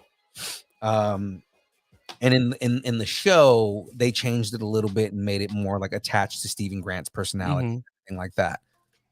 Which again, they still kind of made him a little naive, but I mean, you know, again, they can change that in the future. Yeah. The suit with Khonshu, it's more of a modernization of Khonshu. So like a lot of times in the comic, Khonshu wasn't always in the ceremonial robes. It was more like when he appeared in a more modern sense, he usually was wearing a suit. Got it. I thought it is more like a symbol of Mark and Steve kind of finding peace with each other, like finding balance. So it's almost like Khonshu was adopting a bit of Steve into his like look. I couldn't really tell because it was so quick at the end, but yeah, it's probably more of just like a choice in the comics that they were just like, okay, we're gonna modernize him a little bit. Because it's more of a recent phenomenon seeing Khonshu in the suit. But I mean, like it might be different in the show. Like it might be more towards what you're saying, it is in the show, because again, they've changed a lot of things from the comics. Mhm. But in the comics, Khonshu showing up in a suit was more of like a. Did you ever watch American Gods? Yes. So it was more like, you know, when the god of globalization showed up and he's just this dude in a suit. Yeah. It's kind of like that. That's kind of like the idea behind it is just it's the dapper up modern take on what a god would do. Got it. I need more Moon Knight. This was fun. Yeah. I don't. What's the next series? Is it Miss Marvel? Miss Marvel's the next one. I think that's Yes. in June, right? Is it June? That's so Yeah. close. Miss Marvel. Is that the last the Disney Plus shows that we know about? No, I think they've announced a couple new ones. Okay. She-Hulk? Oh, that's right. Yeah, She-Hulk. of course. Duh. Yeah. Have they started filming Like nothing. But like there's Ironheart, Ironheart? Yeah, That's that's right. Yeah, of course. Armor Yeah. Wars, all that's coming. Yeah, they have a couple shows that they've announced already that are like in production. So I mean, I guess I mean, is She-Hulk this year, or what else we have this year? She-Hulk is at the end of the year, I think. Okay. Yeah. Wow. Miss Marvel is June 8th. Yeah, it's So- coming up, dude. That's crazy. Like we're thinking Doctor Strange and we're thinking like Thor, but Miss Marvel's less than a month away. Mm-hmm. And we have to fit in the Obi-Wan series and Stranger Things and Top Gun. Holy cow. Which I've seen early reviews of Top Gun that aren't spoilery, and they're saying that it is easily one of the best movies ever made. So Yeah. definitely We don't Nice. Just a fallback. We don't have a set release date for She-Hulk, but it is.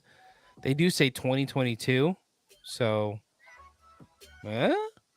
they're probably waiting because you know that's the other thing with Disney is sometimes they're not going to announce it because there's probably something tied into another series or movie. So I wonder if they're not going to announce it until the end of Miss Marvel. You think because they're going to have someone reveal on Miss Marvel that's going to tie into that? I mean, like, you know, there's a couple of different characters that could tie into it. So I'm assuming that they're waiting for Miss Marvel. I'm stoked because I know nothing about that character really, so I'm really excited to. Same thing with Moon Knight, I guess, to an extent that. So I'm really excited to dive into those because I know nothing about them. So I'm like just green. Just jumping back to the like what shows are coming up. So we talked about Miss Marvel. We talked about She-Hulk. There's also Secret Invasion. That's right, Secret Invasion, which they've already started filming. It's supposed to come out this year. I didn't realize that. That's already coming out this year. And that's live action, right? Yeah. Yeah. We talked about Ironheart, Armor Wars. I'm just looking. I Am Yeah. Groot, which is kind of a standalone thing. But it's still Secret Wars. It wants that is canon though. So I mean, Yeah. Loki season 2. What If season 2? This is That's all Christmas next- special. The Guardians of the next year. Galaxy one I know was mentioned in the chat. Yep. Wakanda. Oh, series. Wakanda Forever. Oh, that's right, the series. Echo. Remember they're going to do an Oh Echo yeah, that's show? right. Yeah. Mhm. I told you. Agatha, they're going to do an Agatha show. That's right. They're doing an Agatha show. I forgot about that. Just to, I'll finish it out since we're talking about it. They're doing X-Men 97, which I think is going to be the only standalone thing. Well, I mean, we think that now. Yeah, that's true. I mean, they did almost pretty much do a live action, you know, version of that. So Mhm. Right. Down to Spider-Man the suit and tie. Spider-Man freshman year is coming. oh, that's right. That That's too. gonna be cool. I'm excited about that. And then I totally forgot about this one, but it's probably going to be one of my favorites. Marvel Zombies is getting its own series on Disney Plus. Wow. And some of these are peppered in are animated, which I mean it's fine. yeah, I don't yeah. have a problem with that, but Yeah. I love that their animated series are still part of the canon. mhm. Yeah. And the way that they've done it, like I mean, especially with Doctor Strange, like they interwove the animated stuff so well into the live action, and it's like, yeah, no, this is good. Almost kind of Yeah. how Star Wars did it. You know, like Star Wars, their animated stuff is so interwoven with their live action now that it's like, you know, you're just getting more storytelling that you don't have to do in live action. Right. Right. Oh yeah. Let's see. Cam's asking about the Guardians holiday special. I think that comes out this year. I was gonna say, is that this year or next year? I know they just wrapped principal photography on that. I think it comes out this year, and then Guardians comes out like 5 months later. Mm-hmm. So 2023. I think that's how it works out. I think that's how it's going to work out. But the article I'm looking at does not have a specific release date for the holiday special. But yeah, Mhm. dude, so much. I'm so excited. Okay, let's rate this. Do you want to? Let's rate the entire series. Oh for man, Moon Knight. Let's start with Ray. Ray, what do you give this? What do you give Moon Knight? I think from the perspective of someone that didn't know what to expect because I wasn't familiar with the character, I give it a solid, I would say 8 for sure. Because I'm sorry, I was supposed to. There's a method we're supposed to do. I'm gonna give it 8 scarabs out of 10 glass-filled sandals for That's sure. good. I really enjoyed it. It hooked me from the beginning, and it kept me wanting more. And I mean, I can say that about all the Marvel series we've got on Disney Plus, but especially being that I wasn't familiar with this character, the fact that I wanted to know what was going to happen, and and then hearing you guys talk about it, especially Phil, you talking about how because you are familiar with the comic books, it was like you said, James. It's up there with one of my favorite ones of the Disney Plus shows, actually. Yeah. Who would you rank? Just give me one. Who would you rank below Moon Knight? Like one What show? One show to put below Moon Knight. I'd probably say What If, to be honest, and that's not because I didn't like What If. It's just I think there was I expected a lot more because it was animated. I think. And I don't know if that's probably not fair, but I think that'd be the only reason why it's not because it's not good. I would say What If or maybe Captain America: Winter Soldier or Winter Soldier. What was it? The heck, Falcon the Winter Soldier. I'm sorry. Yeah. That'd probably be the one. All right, Phil, what do you got? I'm gonna go with 10 crescent-shaped throwy killy thingies out of 10 additional personalities. Oh. That's a lot. That's a lot of personalities. Yeah. Well, I mean, you saw Split. He had like 32 in that one. Yeah, Absolutely, for sure. But yeah, no, dude, this series, the way that they tackled mental health, the way that they talked about just the way that they described the character, the honor and reverence that they did to everything that's in that, the source and lore, and I'm not talking about the comics, but going into like, you know, the Egyptian gods and going into the way that just the entire lore works, the standalone nature of the story itself, you know, just everything about this show. The acting was bar none. You know, the fact that he can literally act with himself and get an emotional performance out of himself. Episode 5 was incredible.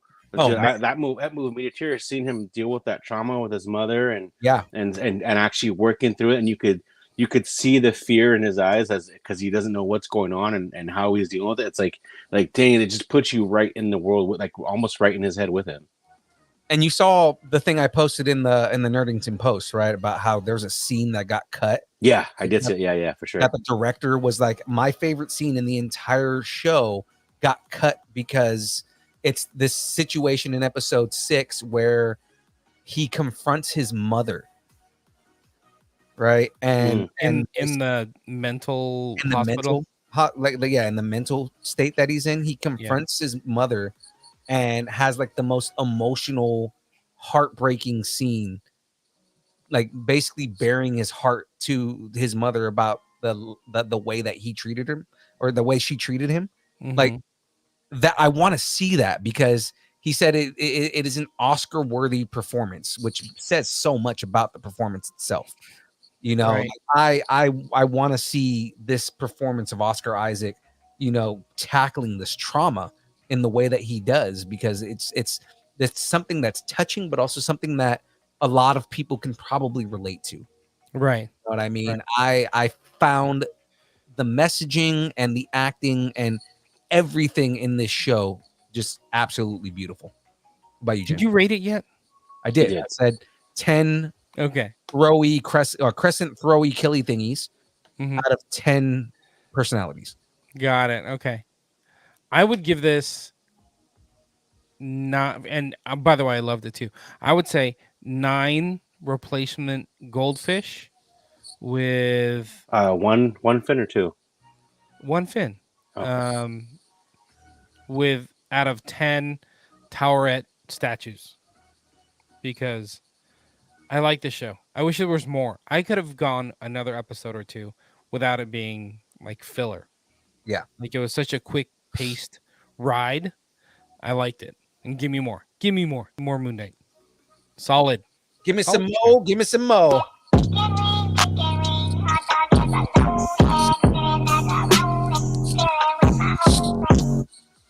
Speaking of giving me something, give me a shirt, yo. Because we got merch, people. We got merch, people, that I'm obviously not wearing, but yeah. You and I didn't. We have merch. People. Oh no, I got called out by Cam earlier. He was like, "Oh yeah, so I like how Phil's the only one not wearing a distance shirt." We have merch, people. It's funny how like I'm the only one that doesn't like represent the brand, right? Yeah. And you have the box of and shirts. neither one of us has any dubby, so this is just travesty. Right. You're right. Yeah. Anyway, if you want a shirt, we're gonna bring them to Powerhouse Comic Con. They're $20 each, 25 if you've got to ship them to you. You know what? If we'll take 25, if you want to give it 25 at the show, and we'll donate $5 to Project Wish Upon a Star. There we I think that'd be fun. So let us know if you're interested. We'll make sure to like put your sizes aside, whether you're going to be at Powerhouse or if you're going to ship it to you. By the way, if you need it shipped, it's $25. Boom, done. Got Come get your shirts. There we go. Well, I mean, oh, you talking about the lids? Yeah. I am working on that. Don't worry about that. I know. Don't. It's been a tough uphill battle, but we're working, and hopefully, shout out to our boy Joe. Hopefully he's going to come through, and he's got some friends in low places that can make some stuff happen. Yeah, guys. So I was pulling the curtain back. I was pointing at my hat on the stream because there are distance nerding hats coming soon. Very soon. Now, guys, if you don't already check us out, we have 2 check you shows out. a week. I know, I check you out all the time. We got 2 shows a week that we do aside from this one right here, guys, on Twitch, YouTube, Facebook. Hang out with me, Young Phil, as I build Lego kits, and come and hang out with some nerdy friends on Mondays from 6 to 8 Pacific Standard Time. I do The Build, where, again, like I mentioned, I'm building Lego. This week, I'm finishing the Imperial Shuttle. And we're bringing on Jackie Lastra. Cam, I'm sure you remember the interview in Boise, but Jackie, we're going to be interviewing Jackie Lastra, and we're going to be talking a little bit about the career, but I mean, I'm pretty sure she's ready to just nerd out on the things that she likes, and she loves playing video games. So we're going to be talking a lot about just fun stuff with her. Wednesdays is the show that you're watching right now, The Download. Obviously we're doing news and interviews and fun stuff on this as well. In between that, I do game streams. Now, as of today, I have been doing my game streams on Facebook Live. I just literally right before the show migrated everything over to Twitch. So my game streams are going to be on Twitch from now on. Hooray! Yay! It's mostly because there's more stuff that I can do with it on Twitch. There's more recognition that I can put on there.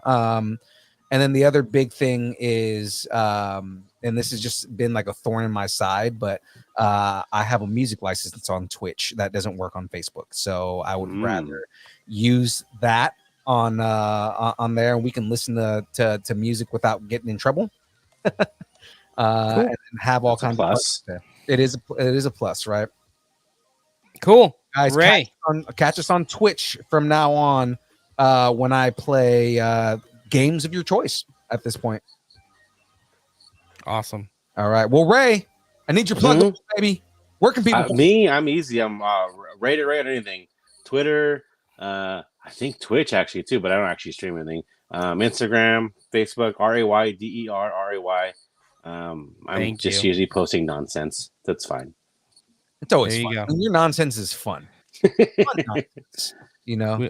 I run the gamut from sharing cat videos to random sports highlights. So that's my wheelhouse. Just somewhere in between.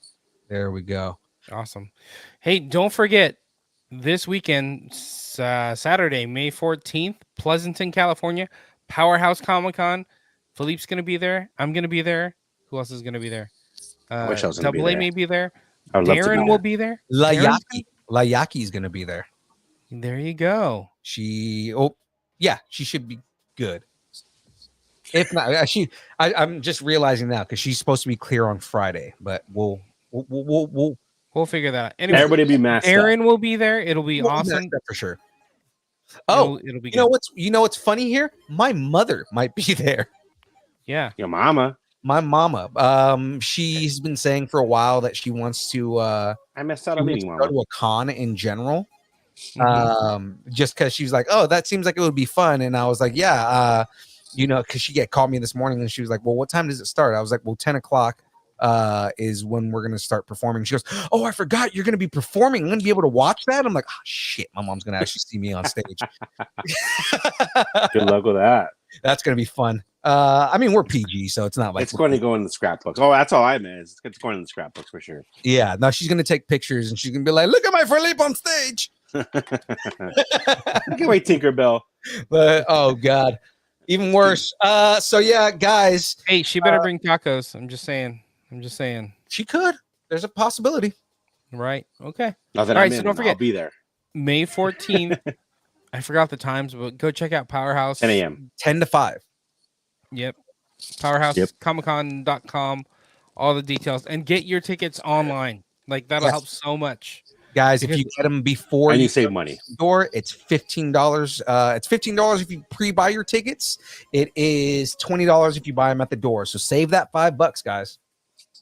In the time standing in line. Come on now. Yeah, I know, right? Yeah, with the times. Indeed. Okay. Have something you want to discuss? Tell us what you're nerding out on and make sure to let us know in the Facebook group, The Distance Nerdington Post. Now, guys, you gotta go to distancenerding.com and join the taco party. You can get tacos and help out every endeavor that we're trying to do. And if you don't want to go to the taco party, if you don't want to join the taco party and be cool, like very numerous people who before us who have done that, go to pwuas.org and donate to Project Wish Upon a Star. Why? Because they are amazing and they deserve it. I had a taco during the show. What was that? Yeah, we all saw that. We're all a little jealous. Exactly. All a little jealous. Now, guys, connect with us at Instagram, Facebook, Twitter, Twitch, TikTok, YouTube, all at Distance Nerding. Oh, wait a minute. Wrong button. Because the button I was looking for was... Thanks for watching. Don't forget to like and subscribe. There we go. Thanks, and keep nerding together. All right, guys. It's time for the dance party. Let's get this going. Hey, James, look what Summer Ray's got on. Rude. Clear glasses.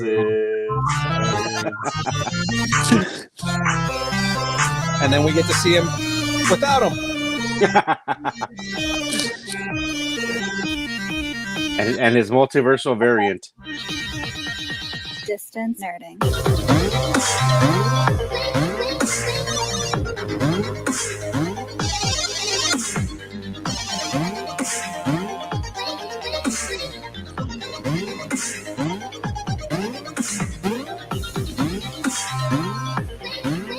That guy's got multiple pops of himself. Jesus. the ego on this guy. I've yet to make my Jake Lockley version. Oh you yeah. Wait.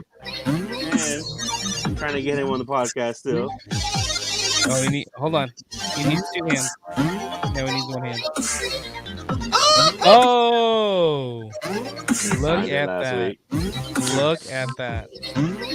So dope. Echo, email us back. Yeah, Echo, email us back.